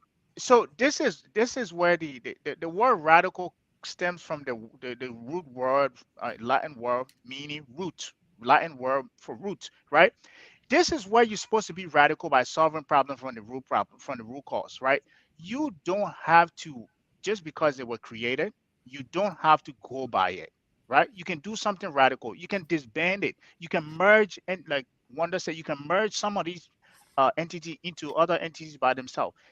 And even if the Constitution or whatever act that created these entities call for 12 board member, you don't have to appoint 12 people. That is I keep saying it is a stress on the budget that you don't already have. It's a stress on the budget that you're scrambling to pay money to come up with revenues that you don't have, but yet you're accumulating all of these people and putting them on board that I don't even think some of them have the experience to be on, right? So for me, that is, sometimes when I look at these things, I wonder whether he sit back every morning, you get up and say, okay, what am I doing strategically? How am I going to make an impact? But I don't think he does. I think there are other people in the back end that are running this country for him. So some of these appointments that we see don't even make sense at all, Mr. Ducle, before President Weah left power, what we are hearing is he's kind of start these people, especially outside of Liberia, like the maritime offices around the world, like with people that they are literally sitting on top of each other. So those you will call them illegal appointments because you can't have 50 people in just one small office making so much money. But when it comes to these boards and these commissions, these entities, SOEs, hey, that's the law. If he tries anything, people are going to go to court. Yes, if I was in that position, I would definitely go to court. Why not? Because it's my right. But this is not, as you guys alluded to earlier, it's not a Bwake problem. It's a Liberian problem. No wonder everybody wants to work for the government, being the largest employer in the nation. So, when I listen to you talk, Dennis, I think I thought of the Liberia Institute of Health and the Ministry of Health. Why should these two institutions be separate entities? They should not. And I think even our ministries, a lot of our ministries need to be merged into one to make to shrink the government. So it's no wonder why the lion's share of our budget goes to pay salaries, simply because of this balloon government we see by every administration. So really, one of the things that I was thinking about when I read the rescue by Joseph Walker and his team, I was expecting something radical. And I also thought of the LP, what is it? The Liberia Petroleum, what is it, LPRC, they call it? Yeah. And there's another agency called Liberia Petroleum, is it? Regulatory authority, whatever. Yes. What do you need those LPRA. two entities? What were they thinking? These two bodies, what are they doing? You don't need to. I mean, I was just looking over and I'm thinking, and each of them have a separate board. They will try to convince you that they are doing separate things. No, they are not doing separate things. This is, first of all, if you have the expertise, the technical expertise in both institutions, you can bring them together, shrink the number of people, and put them, maybe have Ministry of Petroleum and whatever, and you put them there and get rid of all these other bodies that are supposed to be regulating and dealing with. But again, when we say it's a Liberian problem, it's one other thing that is wrong with how our government functions. We are always trying to model a lot of the things we do to places that have means better than us, people that can afford things more than us. So we try to create problem. We try to create problem where there is no problem. Look, I live in a place, in a province in Canada that is considered one of the poorest provinces in this country. But because of the way the people deal with their resources, you have less than 10 ministries because they've combined, they've shrink, they've put things together so that they will still function. And they will be able to save money to provide services to other places that need services. I'm not in any way suggesting or comparing Liberia with this province here. This we're talking about. This is an advanced country. This is a first world country. I'm not comparing them, but we in Liberia, we always tend to compare our government structure to that of the United States, and we are not the United States. We are not even remotely close to some countries that are supposed to be like the United States. So we need radical change in the structure of our government and all these autonomous agencies, because I think that they're just meant to steal money. Put it simply, I mean, I don't know any other way to put it. These are to give partisan jobs. That's right, but I mean, the parties are there to steal money, and that's the wrong approach to giving jobs. Because, like I always joke, giving partisan job by taking one partisan from one job, you take one CDC person and put one UP person there, you have not added anything new to the job. No value. Thank you. And Christopher Neal, one of the our energy experts in Liberia, if I'll call it that way, he wrote in a paper suggesting that, hey, why don't we merge LPRC and NOCAL? So, Thomas, let me come to you to conclude on this. We were earlier talking about the budget, and you see that our expenditure, the entire budget compared to what we spend on public sector investment. You could see that it has come down from 150 million to 51 million. And one of the reasons could be, this bureaucracy and the bloated payroll that we talk about. So I want you to conclude on this point, and then we can move on to our next subject. So let me just make a point on the budget, and then I will also make a point on the points that some of my colleagues made. The decline of the PSIP, which is the public sector investment programs, is not entirely coming from the point of the wage bill. I agree we have a huge wage bill. Almost 50, I think over 50% of our resources are going towards recurring cost, but that's not the fundamental reason. The question we need to ask ourselves is, how did we move from 500 million in 2018-19 to 800 million, almost 800 million last year, and then we are back to 600 million? The national budget in 2021-2022, when we had not transitioned to a calendar year, fiscal year, was 570 million. That was the first, that was 570 million in 2021-2022. In 2022, we went to 786 million. In 2023, it was 782. The question is, where did this growth come from? The growth of the budget came from a couple of areas, and I will mention two. One of it was because of the special drawing rights that every country who is a member of the IMF benefited from. When COVID came, and because of the shock that it had on the economy, the global institutions needed to pump money back into countries to be able to boost production so that we could supply. Because in many instances, we're just consuming teams and not producing. And so the money that Liberia got from the special drawing rights was around 300 million between 2021 to 2023. Let's not also forget that we entered an IMF program in 2019, which was around 230 million, which is a cash flow. So much of the resources that you saw the CDC government actually increasing, Ministry of State, for instance, going to 20 million, all of these allotments went up. It was because of this injection that we had from the special drawing rights, as well as some of these instruments that we're using. So once those resources have dried out, we have come back to where we actually supposed to be. We are to be around the 600 million. So even the budget that Samuel Twist submitted, that the legislature sent back to the executive, was 621 million.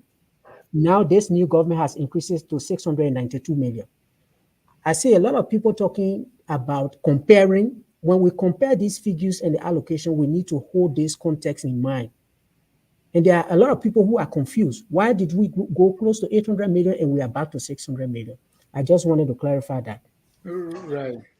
Yeah, but a point. I don't think it solves the problem, because it shows that we are not thinking creatively, right? We are relying. That's why I wanted to ask him. He's not clarifying. So I wanted to ask for his point. So yeah. So he's right, but you have to account for the additional 40 million that we just borrowed, right? You have to add that on there. So Yeah. So Thomas, besides information purpose, what you trying to accomplish by? What I'm trying to accomplish here is that there are many. This program is not for us, the panelists. It's for the audience out there. There has been this desire for us to increase our national budget to $1 billion. So anyone who is not a financial person who was looking at the budget, close to 800 million, the general instinct is that we're going to continue from 800 million and move close to $1 billion. Okay. The bigger question is that why are we back to 600 million? I'm not arguing on the point of creativity, whether we should cancel institutions, we shouldn't cancel them. That's the other point I want to make. Yeah. We need this context in mind as we discuss these figures and the allocation, because it just people take one line, I think, okay, this one went up, this one reduced. And then the general point is that the new government reduced the legislature, they reduced the president. Obviously, they were going to come down because the money we have from the SDR and other places, we don't have it. So there was generally going to be a fall in the different allocations. On the issue of the institutions, like I said earlier, we can have a bureaucracy of what we need and what we can afford. But some of the institutions that we are making blanket statements on, they are necessarily good in the instance that they do support other issues that we are not concerned about, which is investment, for instance. I gave you an example. Until quite recently, the LEC was the only player in our energy sector. The LEC was a service delivery entity. The LEC was a regulator by SF. And these institutions that you see, the Liberia Energy Regulatory Commission and the Liberia Petroleum Regulatory Commission, they are all coming out of the energy plan that was done, I think, around 2008, 2009. There was an energy master plan that was done for Liberia. That all of these things were recommended. That if you are going to reform your energy sector, you need independent regulatory entity. Which country have you gone to? Even the poor countries that are around, or you don't have an energy regulatory commission. You have it. But we can have the broader discussion. And this is the role of the governance commission, to be able to look at these institutions as to which ones we need now and which ones that we don't need, so that we can be able to phase them out. So, but to just make these blanket statement, okay, this institution is not needed, the other one is not needed. We have to be a little bit careful as we make these statements. The broader question here is, again, we are creating all of these institutions when the existing ones aren't doing their job. The LEC, perfect example, you brought up LEC. You know how inefficient LEC has been? Do you need an energy regulatory body, again, to hold any LEC accountable as opposed to the legislature holding them accountable? Exactly. The point that I'm trying to make, Amar Kone has been very consistent holding those people accountable. He, like, almost every week, he puts out a post about them, their inefficiency, right? This is what senators, representatives supposed to do. You don't need an energy regulating body or any other entity, especially when an entity is already that is very paramount to the progress of the country. It is inefficient, and it's been inefficient for a long time. Do you need another operating entity or these other regulatory body to come to be erected to hold those people accountable when you have the legislature there? You do. You just give me 1 second, Dennis. Just give me 1 second. I don't think, no, 1 second. I don't think we the point is that right now you want other entities outside the country to come and invest in your energy sector. We've been hearing about this Turkey ship and all of that. The role of the Liberia Energy Regulatory Commission is to regulate the sector, not only regulate LEC. We did not even have a tariff regime in the country as to if you are selling electricity, how much do you sell it for? It's the LERC that has set up that. Let me just finish. That has set up that tariff regime. So anybody that is coming to invest in our energy sector, we have to look at their profit margin. If I go and set up an institution and sell electricity in Liberia, how much am I going to make? And it is the tariff regime that you look at. So you don't just, because one American is there and he's holding LEC accountable, then we don't need a regulatory entity. No. This is not the point. Dennis, give me a minute. This is not the point that I'm making here. Your point here is you need those entities to regulate the pricing, right? Was To that the point that regulate you the make? sector. To Not regulate To the regulate, sector. to regulate the sector. The sector, Do you yes. do you need those individual? Do you need those entities to be the regulatory body to regulate the prices that people pay? Right? Perfect example. Let me give you a perfect example. LEC, you and everybody in Liberia and their grandmother know that LEC has been inefficient, right? The price, sometimes people pay the meters, they don't get electricity, right? Had there been a working legislature that is holding people accountable, right? That especially we just talked about some of the boards here, that where they can raise concern to the board that, hey, Thomas, Wonder, Mr. Ducle has been paying their money, but they're not getting the electricity. The board will now go to the CEO of LEC. Why are some of the inefficiency happening? What are the prices are you charging on consumer per megawatts? How much are you charging on businesses per megawatts? Right? Those things can be put out there. If I or Dennis, as an investor, want to invest in Liberia, say he want to bring a company in Liberia, he can go on their website and see how much per customer is paying, how much per megawatts they're paying per businesses, and be able to make a business decision. You don't need another, especially for a poor country where you don't have the capital to, That's the point. have these things, Thank you, to guys. elect these bodies and continue to say you need them just because they were part of the law. Just because Thank you you. put something in the law does Thank you. not mean you need it. I think this is where we If can you all have agree. money, you can. If you have the capital, you can invest in those things. But you don't have that. You work with what you have until you can get to where you need to get. That's the point that I'm making here. And to that Put point, data out there where people can come Gabriel. from outside and we see got to it. move on. So who will put the data outside? Who will put the regulatory You hold data the outside? leadership accountable. You hold the on. leadership, the board. That's what a Kennedy board is for. If they're not doing that, Thomas, you bring them. Name me one country that has an energy sector without a regulatory body. No, what You sector don't we have have the like bro, money, when you got Thomas. only You don't have the almost capital. technically you have only You don't have LEC. the money. We have are a sector. building. We are building the sector to attract investment into the sector. This is You the think kind the of LEC will do it? kind of thinking that's going to keep Liberia poor. Like, you don't have the Hold on, money. Gabriel, I agree we with gotta you. move on. We gotta No, move no, on. We Dennis, gotta wait 1 second. No, Dennis, no, wait 1 you second. wait. You wait. I We're going agree 2 with you, hours. Thomas. Gabriel, I agree with you. We do need Gabriel, it. we gotta go on. Until you Gabriel, you have made the your point. capital. You Gabriel, are a banker. You are an investment banker. Tell me who you will made your take their point. money and put it in a country without a All right, regulatory Thomas, entity. we gotta move on, right?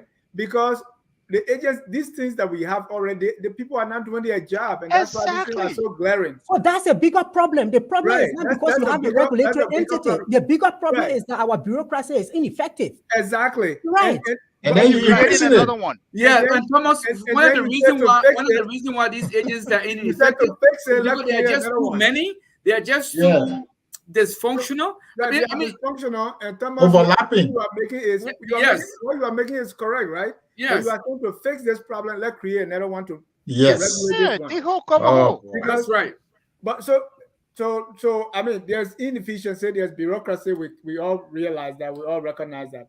But some of these things were created just to fulfill either MCC's scorecard or something, right? Now when those, and some of those things could be set up and maybe done away with when the need is no longer exists. Yes, We all need to review. that's We right. all need to review them and take a decision. I want us to go to our last point before bringing the colors. Is over the week, so last week, Mary Brunel, that's turned 95 years old. The mother of The mother of the familess. yeah. Turned 95 years old, and people gathered there to celebrate, and we were all celebrating with her. Mary Brunel is already dead. Mary Brunel is dead. Mary Brunel. She was celebrating her 95th birthday, right? Dennis, go ahead. And so they met there, and our former foreign minister made a statement that I want us to look at, because I've heard this already, right? Foreign Minister Olubanke King Akari Leary. I always struggle with that last name. Yeah. Right? So this is what she said, and probably it became a consensus at that meeting. She said, given the security threats in the sub-region, including those facing our nation and our neighbors, and the urgent situation in Liberia, we strongly urge the new administration of President Joseph Newman Boakai to consider seriously and request the UN mission in Ivory Coast and ECOWAS to conduct a security assessment and evaluation in Liberia. According to the foreign minister, there is an alarming prevalence of hate speech and violence throughout the country, which she described as provocative and unwarranted. Buakai, do we need another ECOMOG? No, we don't. Maybe I'm putting it, too broadly. And I think these things happen after Koji spoke, right? I don't know if that's what she was referring to, a hate speech. She did not say what those hate speeches were, and things happening side by side does not establish, causation. But I'm saying, do we need something like the former foreign minister is proposing? We do not. We don't need anything like ECOWAS. Look, I think when we had the UNMIL, is that what they were called? The United Nations forces that were in Liberia, before their term of service was up in Liberia, there was an assessment made. And even before that assessment was made, there was a time frame that was set out to see how well the Liberian security apparatus or the security sector is going to be prepared to take over the security of Liberia when the UNMIL leaves. And those assessments were based on solid research. No, let me correct myself. Madame Branel died at age 88. It was her 95th birthday that they were commemorating. Not actually her birthday, but she's already dead. Okay. Thank you. So I can see why she is calling for ECOMOG or the United Nations, but it speaks to the broader issue of lack of law and order in our country, and the impunity with which people conduct themselves in our country. And so when you see a former high-ranking government official calling, for me personally, I look at it from the prism of lack of enforcement of our laws. I think we have the manpower, we have the laws on the book, but unfortunately, we are not enforcing our own laws, which have now come to turn our country into a lawless country, where there's no deterrent. Nobody is afraid of consequence of their behavior. So, you just need to apply the law. It's as simple as that. Right. Yeah, Jennifer, I don't know if I can come in now. Yeah, sure. Go ahead, Wanda. I'll come after you. With all due respect to the former foreign minister, what's this idea of other people coming to Liberia to evaluate our security system? I don't understand. It's so strange, I buttress what my brother Bwaka has said. Look, there is a snowball effect from enforcing your law. There's a snowball effect. If you enforce the law just by the person who throw people on the street, you take them to a legal process and you fine them. And you enforce the law by people fighting on the street. And you go on and on. As people see you enforcing the law, people start to realize that you are serious. That's why I mentioned, for example, all these young people during the election that were hurt, some people killed violently, all the violence that occurred during the election. Have we held anybody accountable for the violence? No. The politicians have their job. They're all happy. Who died in the process? Who got injured? It doesn't matter anymore. No, that's not how you run a country. Every single instance of violence should have been documented, investigated, and the culprit should have been brought to book. When you do that, the money wasted by the UP people, you hold them accountable. The induction ceremony, hold them accountable. When you start to do that step by step, there is no need for anybody to come from anywhere, whether FBI, CIA, anywhere, to tell us how to run our country. But of course, if you have a situation where you got the laws there, people are violating. In fact, the president himself does not see the need to utilize the institution. He's setting up new institutions. Even though the current one are there, they need to be supported. He's not supporting them. He's starting new ones, and he's not holding people accountable. He is saying, for example, go and audit NSA. Then afterward, he said, oh, NSA is a top security agency, so you can't audit them. And that is how the impunity grows and grows until nobody is afraid anymore to either go and violently burn down a police station, you know, or take government money and run away with it, because you know at no point in time you'll be held accountable. So start with the little things. If you can hold somebody accountable here, there, do it. As you continue to do it, it will have a snowball effect. Yeah. Thank you. So for me, I think So, my take. so Gabriel, does this reflect on the Buakkai's government? Is the former minister saying, hey, the current president has lost control and so we need ECOMOG? Is that what she's saying? Well, indirectly, yes, but I think it speaks to the larger mentality of us as a people, as a country, where we think I think so Wanda touched a little bit on that, where we think we need a savior to come in and regulate us if things are not going right. First, you have to, if all of you here, you've seen on social media the virtual of speeches that are thrown out there by during the campaign time, right? People have free speech, right? There's you have your free speech, right?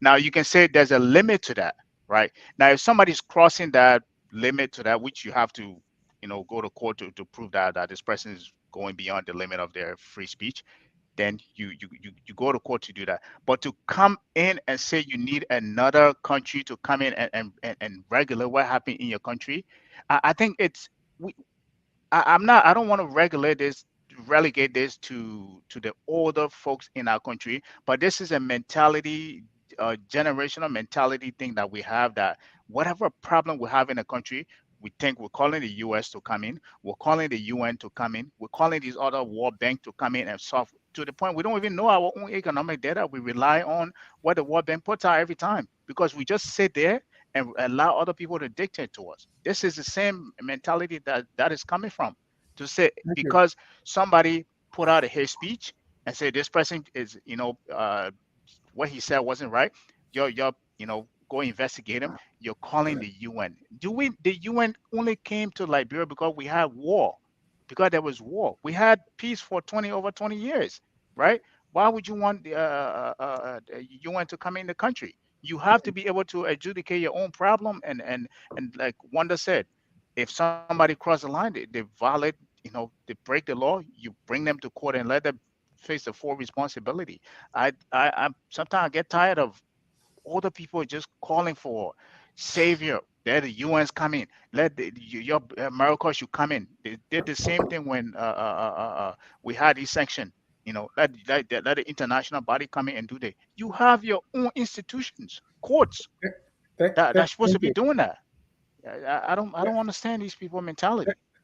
Thank you, Thomas. We during the presidency of President Weah, we saw a lot of demonstrations. We saw even a sitting senator say he was going to stone the president's car, and all these things that were happening, mysterious deaths and all this. Nobody called for ECOMOG. Why I say that we have the military wives, the demonstration, we have the St. J incident, we have Jefferson Koji threatening almost like he's going to use his own militia, and our foreign minister is calling for peacekeepers. I will put it that way, loosely. The former foreign minister, right? I think Dennis, you are mischaracterizing what she said. Okay. She did not say ECOMOG will come to Liberia. What she said is that the new administration should consider, which is a suggestion, that considering the security situation we have in the region, you know very well that we are situated in a region where right next door in the north, we have a country that had a military coup and they stay in power. We have 3 other countries that are trying to leave a regional bloc that we are part of. We have a situation in Senegal where the president is postponing the election and everyone is saying to him no. Our region is not stable. So if the former foreign minister says that let's suggest to the new administration, let's consider having a security assessment, I don't think that's something we should just characterize as she's saying that ECOMOG should come back to Liberia. I think she's too experienced and too educated to say that ECOMOG should come back to Liberia. I agree. Let's use the second statement that she talked about the alarming prevalence of hate speech and violence. That's what I'm coming to. Okay. I agree with my colleagues that internally we have problem on the ground. We have a weak rule of law system that is affecting us as a country. So I think what she's saying is that she's trying to look both externally and look internally. On the issue of the hate speech that we have on the ground, it's alarming. And this is coming from a heavily contested election in 2018. You can see everything coming from everywhere. It's also coming from this part of asset recovery and everything. This is something that the stakeholders on the ground need to pay attention to. And I agree with my colleagues. But the point I don't agree on is to just say that she's calling for ECOMOG to come back. And also the regional dimension that she's bringing into the security assessment is that we do both together. If we are assessing our internal security threats, can we also look at what is happening in the region pose any threat to us as a country? I think that it is that dimension from which she's saying, can you collaborate with ECOWAS? You have a UN mission in Ivory Coast. Can you collaborate with them so you can have this kind of assessment? I don't think she's saying ECOMOG should come to Liberia. But what responsibility did she put on our own security system? Exactly. The responsibility on our own security system is that if we are looking entirely at internal security issue, they should do it. But if we want to look at the impact of regional insecurity on our country, then we can collaborate with the regional body. Are you taking her words out of context? Because I don't think it says that in there.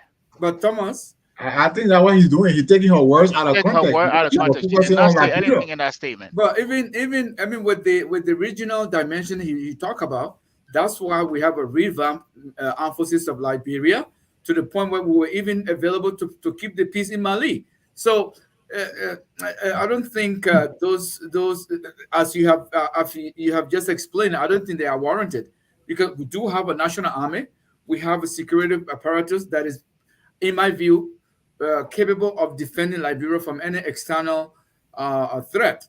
With that said, I think we have now in Liberia, since the post-war era, we have come to normalize a lot of things that shouldn't be normalized. And one of which is impunity, where nobody is afraid because there's no deterrent. I mean, and what comes to mind is this old lady being mobbed to death simply because she's a witchcraft. Who are we to make that determination in the manner in which it was done? But again, like I said, it speaks to a larger problem that we have in our country, where lawlessness is now being normalized. Nobody is I mean, the police exist as if they don't exist. You know, I don't know if they carry weapons nowadays. I don't know. But we have come to normalize things that shouldn't be normalized. Look, if you I don't know, I'm pretty sure most of you have seen what I'm going to talk about. You see kids, teenagers walking their dog. They have a little bag to pick up the poop of the dog. That's how law-abiding they are. I mean, nobody's there. Nobody's watching them. But people have been, they have been conditioned to be law-abiding. They've been conditioned to respect the laws they have on the books. So you don't have to tell them that when your dog poop, you have to clean after your dog. That's what they teach them in school. That's what they tell them at home. So this notion of Liberia being lawless is not something out of the vacuum. We have come to think that we can do whatever we want and nothing comes out of it. So what happened with our national army? The national army is supposed to be, as far as I know, the United Nations put so much money in revamping our military. What are they supposed to do? I don't think there's any external threat right now, despite the turmoil in the region, to warrant even talking about it. Let me bring in our two callers at least. Time is fast spent, but I thought the president, the former foreign minister, should have put the responsibility on the government. But it's like you excuse them you excuse the government of taking charge, and you might say, hey, Yeah. there are people making hate speeches.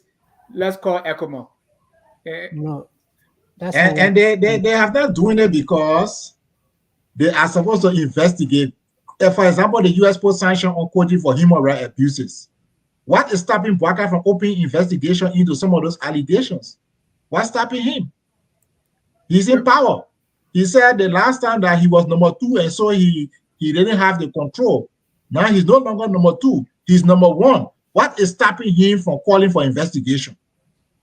And the Koji is going out now, calling for. All right, let me bring in our first caller here, Tadman. Ooh, is there a glitch here? Hold on 1 second. Tadman, you're live. Go ahead. 1 minute. Yeah, thank you, Dennis, for the privilege given me to my view. Gentlemen, I want to thank you to you all spoke well. I just want to comment on 3 things. To the last point about the former foreign minister.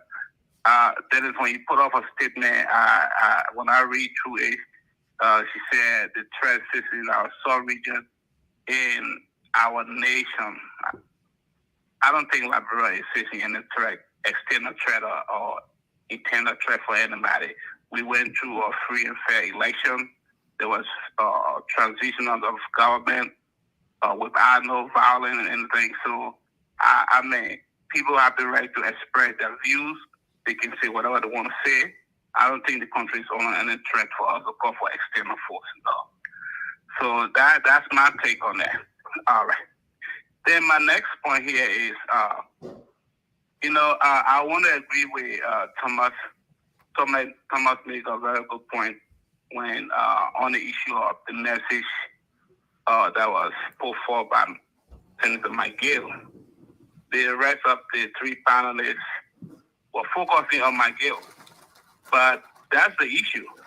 McGill is being allegedly accused of certain crimes. That's not what we're talking about right now. The point he's making is genuine. What he's saying is true.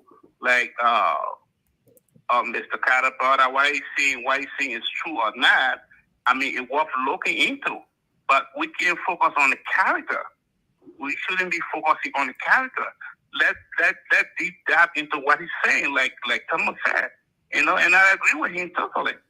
So that's the second point. Lastly, I would probably agree with Thomas. We need regulatory body to look after a lot of these things that's going on.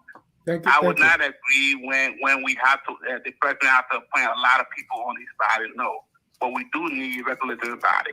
Thank you. Thank you. Let me bring out Elvis, and gentlemen, let's be brief. We got more callers and time is fast spent. Elvis, you're live. All right. Thank you. Thank you, Mr. Jha. And hello to the panelists. Look, I think the former foreign minister was right in her assessment. For those of us who are lay people who don't have some classified, information, we think everything is well. But that's why you have the NSA, that's why you have certain security agencies that are working behind the scenes to assess any threats to the nation. And I can assure you there's a threat of Islamic terrorism in the region. The region is on high alert. A lot of these countries are beefing up their security budget to combat that, Since when? That threat. Since when? Since when? Are you kidding me, Mr. John? Very intentional. Hold on 1 second. With ISWAP, the Islamic State, No, I said since when do we start having that? No, we've been having NSA for a long time, but that's what it was. No, I mean, the threat. No, my question is it since January 22, 2024? If the threat had been there, why was the call not made prior? So I'm giving you one aspect, and I'll give you the other aspect of it. Okay. The other aspect is a lot of people is afraid that it may be a coup in the country, and Joseph Boakai may be overthrown. That's the second aspect of it. So those people who support President Boakai, they don't think that he's safe. No, but that coup was, in fact, our not just the chief of staff, right, said that there were people asking him to overthrow, right? So the threats you talk about have always been there. So why now? Right. But that's the point that I'm making. These people were not on the side of George Weah, so they're not going to come up. Those people who have the international connection, like Ellen Jones Sirleaf and these kind of people who have that kind of connection, they're not going to call for George Weah's protection.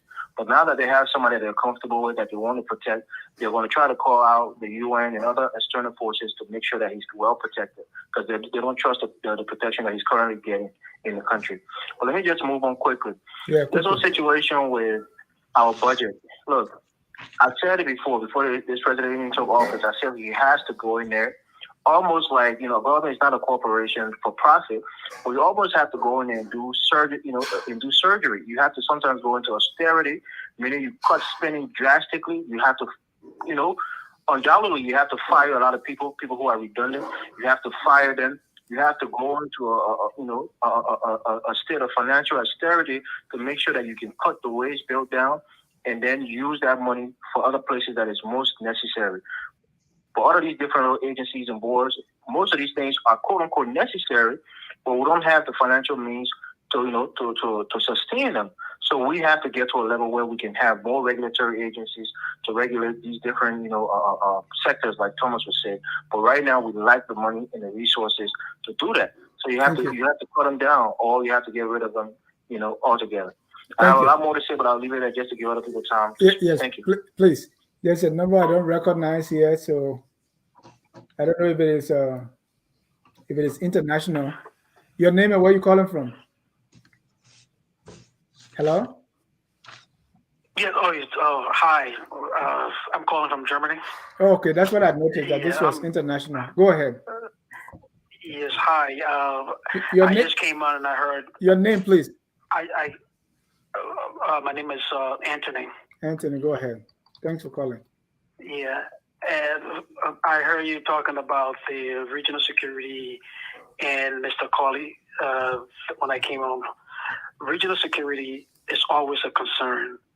And with ECOMOG being part of Niger, Burkina Faso, and other region that has been taken over by Jantu, if you hear on the news that the jihadis are getting more bold than they were before. And I work in the security field, and we get briefing every day about the region, the African region. I'm an African, born in Liberia, and I work for, I can't go into detail, but we get briefing every day about the security issues in our region. So when someone talk about Liberia being a part of, though Liberia has been quiet for a while, there's no mistaking that the security forces in Liberia get the same briefing from higher up that you guys don't know about. So they know exactly what is going on in the region. On to Jeffrey Colley, I believe his name is. I've been watching him when Weah was in service, and not just him, all the other people in Liberia. The security apertures in Liberia, for some reason, they do not investigate threats. And the problem is, I don't think the security forces in Liberia knows their duty, means who takes part in what. Because everybody thinks that they are part of the total government, which isn't. You should have, if the national police is in charge of the security forces, what is the NSA in charge of? Are they only in charge of the threats coming from outside to investigate? Then who investigate the people in this country that speaks as Jeffrey does, as the other representative does, always making loud noise? Those people need to be quiet down. And as one of the panelists spoke earlier, because of the post-war, a lot of people are brave enough to speak. Because when I was in Liberia in the 70s, a lot of people didn't used to say what they're saying today. But people are bold because of the war. So now we need a security aperture to step up to show that they can protect the people. Thank you, Anthony. Thanks you guys for listening to me, and wish you all well. And thank you so much for what time is it now in Germany, where you are? It's 3 o'clock in the morning. Oh, all right. Thanks for staying up so late. On the 22nd. I'm at work, so that's why. Okay. All right, good. All right. Thank you. Bye. Let me bring on Teddy Lanyon Yakon, Fargo, North Dakota. Go ahead, Teddy. Thanks very much. Mr. Ja, Mr. Ja, you see your platform comprises of a lot of intellectuals within the Liberian society and Liberian community. One of the very responsible platforms, indeed. So you guys supposed to make use of the narrative. Things happening. We're having a reckless government that came to power, created animosity in the land that makes our regional security vulnerable, makes Liberia vulnerable. President Weah was in power, he could control the peace. But Bwaka, you don't know his actual motives for some of these people out there. The Russian wants to sell their guns, and the United Nations try to create a condition for the UN. We don't need foreign forces in our land. Liberia, we got peace. And that's the big team, a peaceful president who is just here. Now, recently, one of the key intellectuals are now talking about President Weah. There was a attempt on his life when he returned to Liberia. And we consider that. The assassination attempt refusing for the plane to land. Not only the launch, but they have a kind of tricky conversation for the plane to land, refusal for the plane to land. That was the attempt. Similar thing happened to Jyoti, which should take into consideration. And you guys are supposed to be discussing these things. I have to learn, this kind of conspiracy, I mean, people attempted on President Weah's life. It was clear, it was clear that okay. Just go to your next point. Go to your next point. For the people land. What I'm saying is that we should remain united, and you guys should speak truth to power. Thank you. Make use of the platform to control the narrative into Liberia. You're United States, the Liberia platform. You're coordinating yourself in that story. Thank you. What you talk about assassination of President Weah? I mean, I don't know where you're getting that from.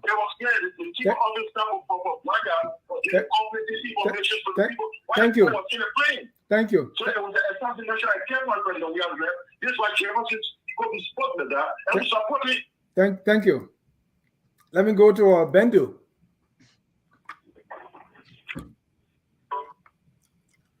Go ahead, Bendu. Hello, Brother John. Yeah. Yeah, hello, Brother John. How are you? Again, thank you for the program. Yes, I just want to follow up on what Mr. Barker said about the rule of law and how the church following the rule of law. I mean, he's so right. It is ingrained in the society. For example, when we came to this country, our children, one time our library were having a summer reading program. And they bring this chat home. You read for 15 minutes, and you read to an adult for 15 minutes, and you darken it. And the more reading you do, the more space you darken, you get into this raffle that you win laptop. They have all these fancy prizes. We being Liberian, born in Liberia, told our kids, like, you know what? Why can't you just darken the space? You don't have to read it. And Peter daughter said, no. They told us to read to an adult. And we couldn't get it. For my daughter, when I told her, I said, well, for my daughter, nobody looking at you, nobody will know why you're darkening it. She said, Mommy, they said, no, they should we should read. And we should read for 15 minutes. My point here is, our children, we brought them here, but because, like Mr. Barker said, they teach these children. I don't know how to teach them. I don't know how to tell them, but they install in them integrity. Yeah. And even though we are Liberian parents, we try to bring our ugly and cheating ways to these children. They stop us in our steps. So imagine you take these children to our country, they're not going to function. So how can we take that same kind of system to our country? But I mean, I would say one thing. Since I've been in this country, I brought my kids to were children. And when we came newly, they used to take this national test. Every year they would take this test. We call it it's like the government test. And then the people found out that these tests were not needed. To change that system, when my youngest son was in the third grade, they went back to the third grade to prepare them for the new program that they were putting in place. They did not just start in the ninth grade. And I think Because of those methods, it really helped this country. When they want to make a change, it starts from the grassroots. Yeah. But because we have not learned to do that, we just jump at the top. It doesn't help us. So maybe that's what we need to start doing. We need to find the first grader, the kindergarten, and start teaching them that, guess what? Don't look at your friend's paper. When you go home, do your homework. Sit down and do your homework. Then maybe they will start to learn integrity. Thank you, Benu. I appreciate your call. We got 3 more callers that we want to get through quickly. Gentlemen, please, 40 seconds each. Let's start with Michael Patmore. Michael, Victor, Nawe, and Solomon.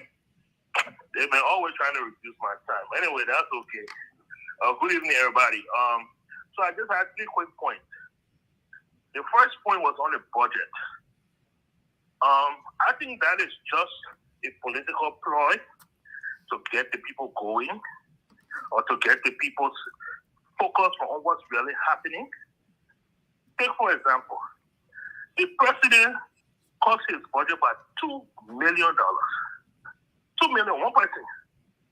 And then he only gives the entire agricultural sector $1 million. Is that serious?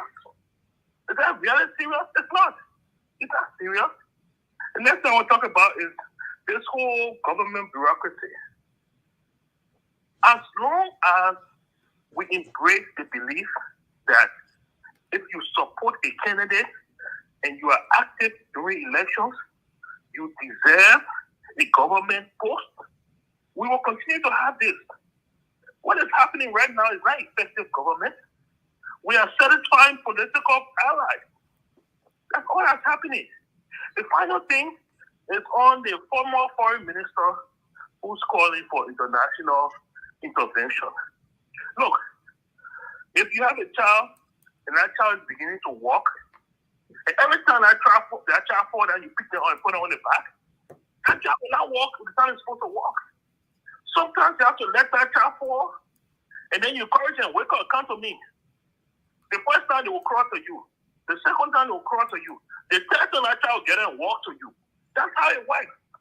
We have to allow growth. But anyway, that's what I wanted to contribute. Thank you so much for the program tonight. Thank you. Let me bring up J. Victor Nawe. Hey, good evening, guys. Great show. I'm sorry I missed most of it. I was in a YOLA meeting. However, I'll try to go back and listen in. I just want to make a few comments. One is from my brother who called from Fargo, North Dakota. I'm not sure about a threat on President Weir's life. You know, I think if anything, the threat is coming from his tiny traditions who are running all around and threatening any and everybody who is not a tradition.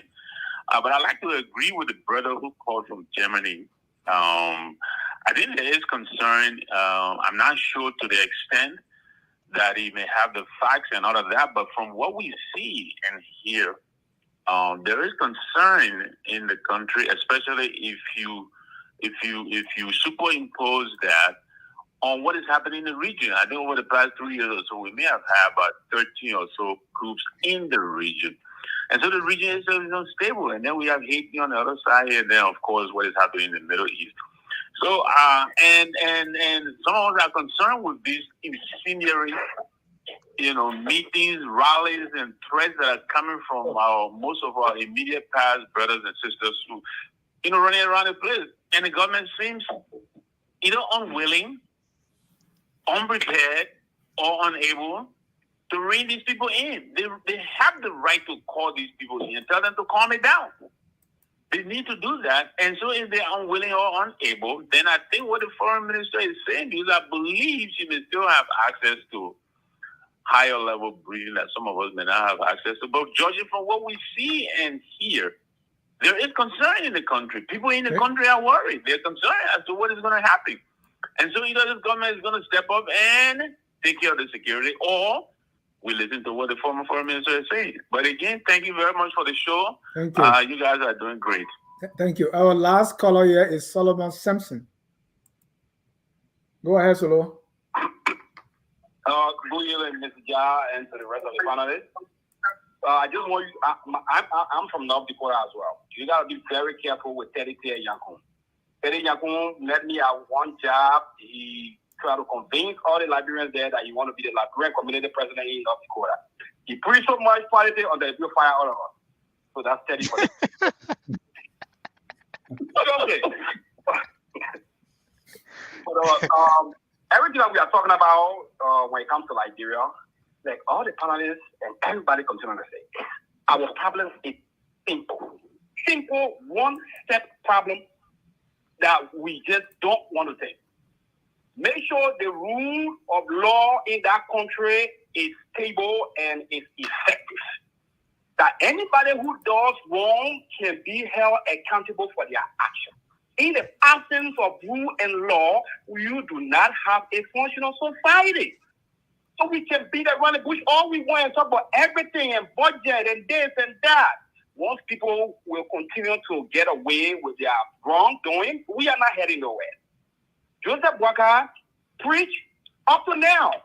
First of all, who make a law and say before you obtain a government or higher position, declare your asset. But then you forget to make sure that that law explains to the people that after you declare your asset, it is mandatory that that asset be published. Who makes such a law? Who makes such a law? So Joseph Boakai, we cry over George Weah. He came into power. He's going to 2 or 3 months now. After it's declared, it is not published. No seriousness. Asada Mita used Liberian police to kill another Liberian. Mary Ross sent people to collect electricity, kill the man in a house. They found the people, grandma, witchcraft, they kill her. The government not saying nothing, police not saying nothing, LEC not saying nothing. Everything just happening and just get forgetting about. And then we sit here and we are running a society. My brother, I'm sorry. But until we understand that the importance of rule of law needs to be established in our country, we are not going anywhere. Thank you, guys. Thank you. That's all the callers we have for tonight. Gentlemen, time is fast spent. I just want us to conclude. Let's go around the room for your closing, if you want to make any reference to the callers, and then we can do that. Let me start with Thomas. Thank you very much. On the budget, I can just make high-level points. Like I said from the beginning, we're still reviewing the budget to really go line by line to see what changed. But like I said earlier, we had to come down to where we are because the most sustainable source of revenue, the most sustainable source of funding for a national budget is domestic revenue. Every other one is not dependable. Donors will come and give you money today, it will be gone tomorrow. You take a loan today, the loan can be canceled. It's gone tomorrow. So the most sustainable way we are going to grow the budget is through our domestic revenue.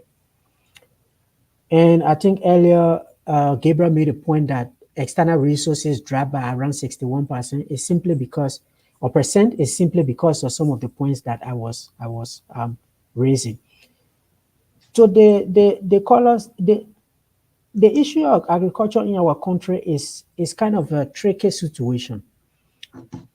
And the former Minister of Agriculture made this point at one occasion that she went to. The way the national government often look at agriculture is that you already have a lot of funding in the sector. And the funding that go to the agriculture sector, even though it doesn't come from the national budget, but these are resources we take either as loans or we take as grants. You have the World Bank, you have the USAID, you have IFAD, all of them having multi-million-dollar projects in the agriculture sector. This is why the Agriculture Ministry has one of the largest PIU, the Program Implementation Unit. And so the attitude of the national government is often that you already have resources there. And so we're not going to put a lot because you have them. But because these are also funded by donor agencies, our ministry lacks the authority to really be able to drive the process. Because the donors put the money, they have some control over it.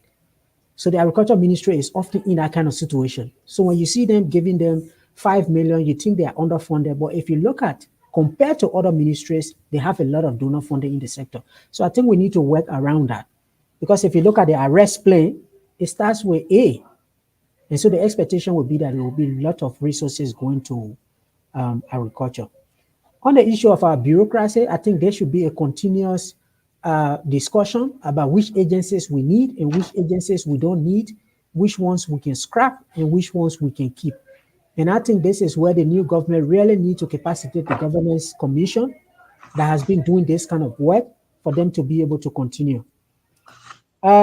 Some of the callers were making a point on the former foreign minister, still like going to the point as if she's calling for external forces to come to our security, to take over security in our country. I don't think that is what she meant. What she meant is for us to do an assessment, for us to assess the security situation on the ground to see how we can prepare for it, for any eventuality. It could be internal, it could be external. So I think it was a good show. I missed certain portion of it, but I think it's good to discuss some of these issues, like some of the callers were saying, for us to keep informing our population here as well as back home, and to discuss these policy issues. Over.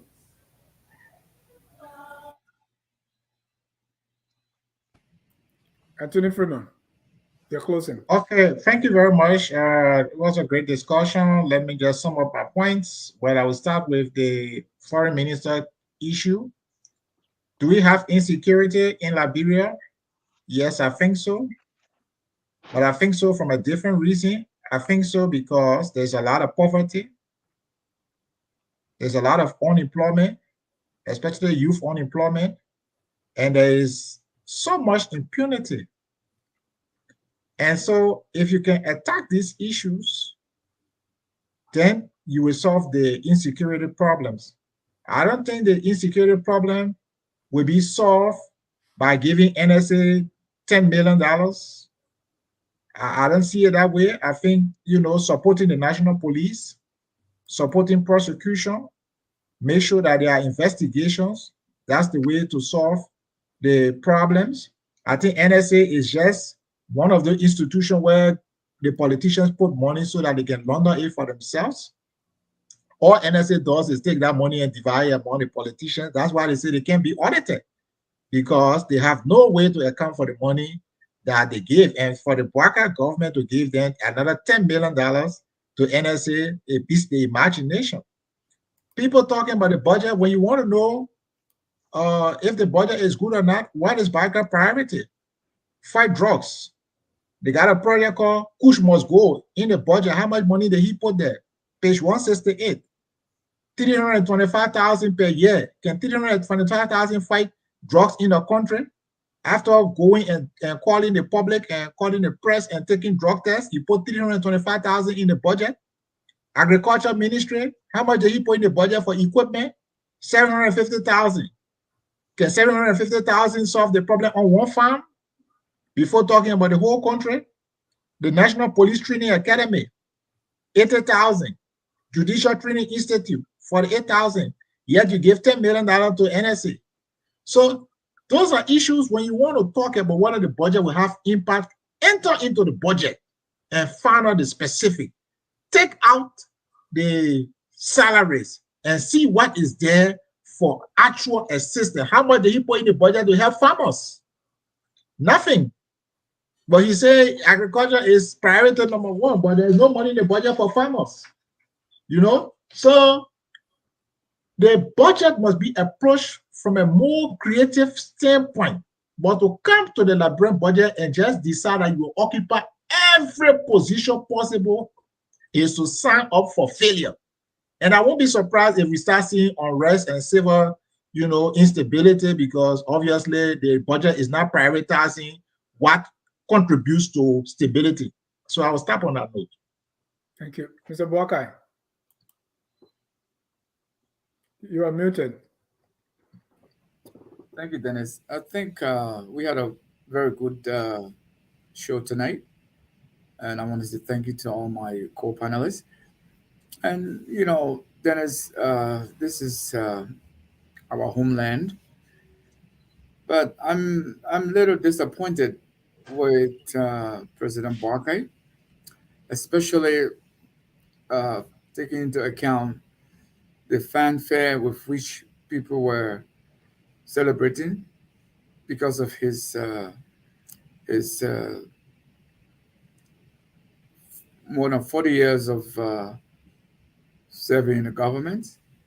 But like Brother Freeman just said, Liberian people are sick. Liberian people are hungry. Liberian people, I mean, we are still suffering from the cumulative killing effects of poverty. Poverty is number one killer in Liberia today. I don't know if somebody saw this video. Some comedian was saying that just living day to day in Liberia is a job, just to live. And sometimes we might take it to be simplistic, but it is reality. It is true.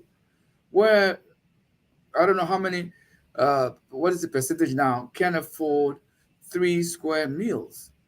And we've been having this since we had the cessation of hostility in our country. So the bread and butter issues are not being adequately addressed. And one of the effective way to address this bread and butter issue is to create jobs for the youth. Come up with programs that is going to support these disadvantaged demographics of our country, and begin to institute massive reform in our educational sector, where people will learn about civility, people will learn about being a good law-abiding citizen. You know, until such time, I don't see anything happen, Dennis. I will stop there for now. Gabriel, you got the last word. Yeah, Dennis, thank you. And I think I agree with everyone here. This was a great show. There's yeah, 3 points I would like to make. And First, I Gabriel, would like before to. you make those 3 points, I want to announce to our viewers that next week, Wednesday, we're going to have energy expert Christopher Neal will be my guest so we can discuss Liberia's energy crisis and possible solution. I will be assisted by another guy who worked with Mr. Neal at LEC when he was managing director, Mr. Jimmy Eastman. You don't want to miss that. This will set an example. I mean, we want to give the government of Liberia the blueprint to solving our energy problem. That's Wednesday at 7 p.m. next week. Go ahead, Jimmy. Gabriel. Perfect. All right. So there's 3 points that I'd like to make. First was the caller that talked about the threat in the region.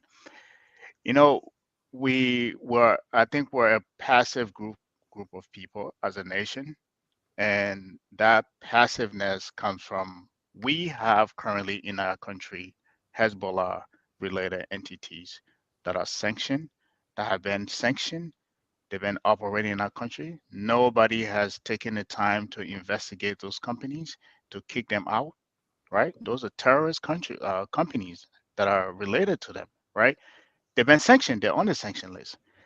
But here we are, for some reason, that we're now saying there's threat in the region. We have threat in the country itself, and it's been existing. We've been living with it. No president has come or no representative has raised the issue to say these sanctioned entities that are linked to Hezbollah that are here, how do we investigate them and how do we kick them out of Liberia, right? So you cannot leave what is happening in your country and then you go worried about the threat in the region. First, you start from within and then you go outward, right? So I don't understand what this whole qualm is about threat being in the region, right? You can't solve your problem in your own country, but you want to go outside to go solve problem that is happening from outside. When you have terrorist organizations living, operating in Liberia that have been sanctioned on the sanction list as we speak, right? So that's the point that I wanted to make. Hold on, Gabriel. You said those that are being sanctioned are terrorists? There are terrorist sanctioned organizations, entities in Liberia go on the Okay. sanction list. Okay, yeah. Right? There are companies that are sanctioned that are supposedly alleged to be affiliated with Hezbollah, right? This is even before the McGill and the Bill Traore, all those people were sanctioned. They've been in existence in our country. We have never taken the time to go and investigate them and kick them out.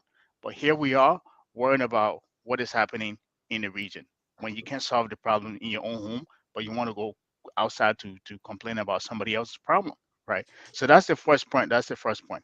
The second point that I like to make is that, every year the budget comes out, we make this argument, about, the budget is supposed to show the president's priority. And as I said, I had, in as much that I didn't support them, I had a lot of hope for this government, this administration, in terms of it being able to come in, especially when they've had the opportunity the last time, the squanders, according to them, squander opportunity.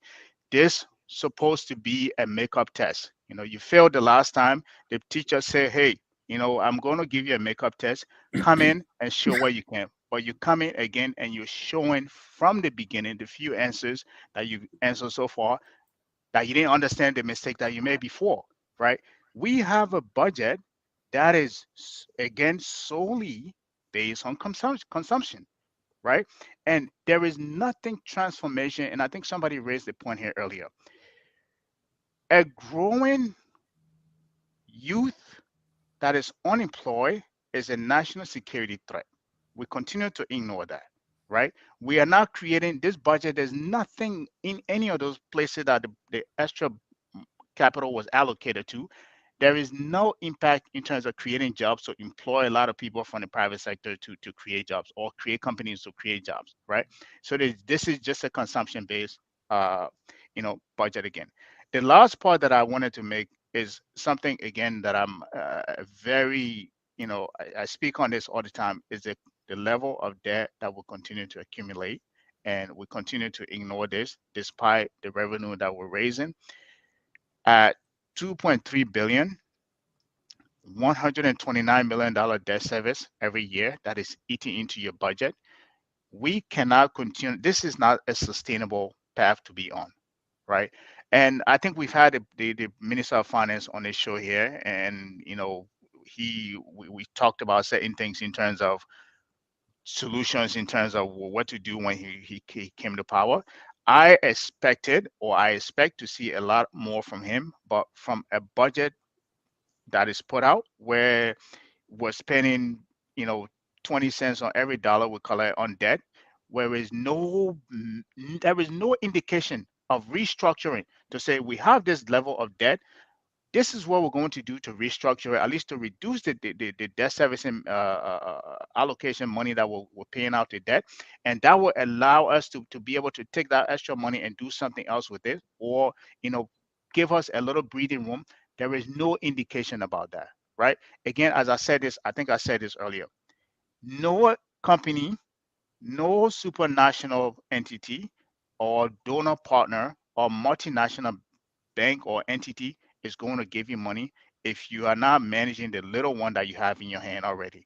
With that level of debt that we have, and you cannot raise enough capital to at least reduce your debt burden, we're going to keep going from these partners to partners, going into room and celebrating these little changes that they give us. But in terms of really trusting us to say we're going to give these people enough capital, let's say to allocate to the infrastructure or the education to do something major, it is not going to happen unless we can do something with this level of debt that we continue to carry. So I think this was a great discussion, but this is a conversation we have every year, every time the budget comes in, and we hope every time a new administration comes in, they would do something transformational, something not like the usual to create some kind of impact. But we're not saying that, so I think some of us get tired of singing this song here. I think we need to start,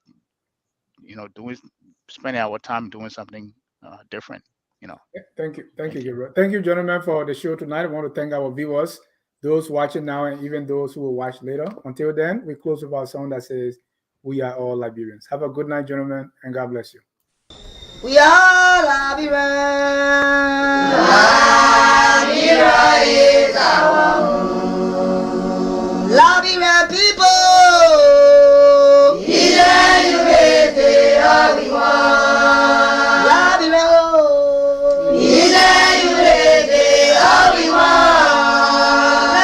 Liberia.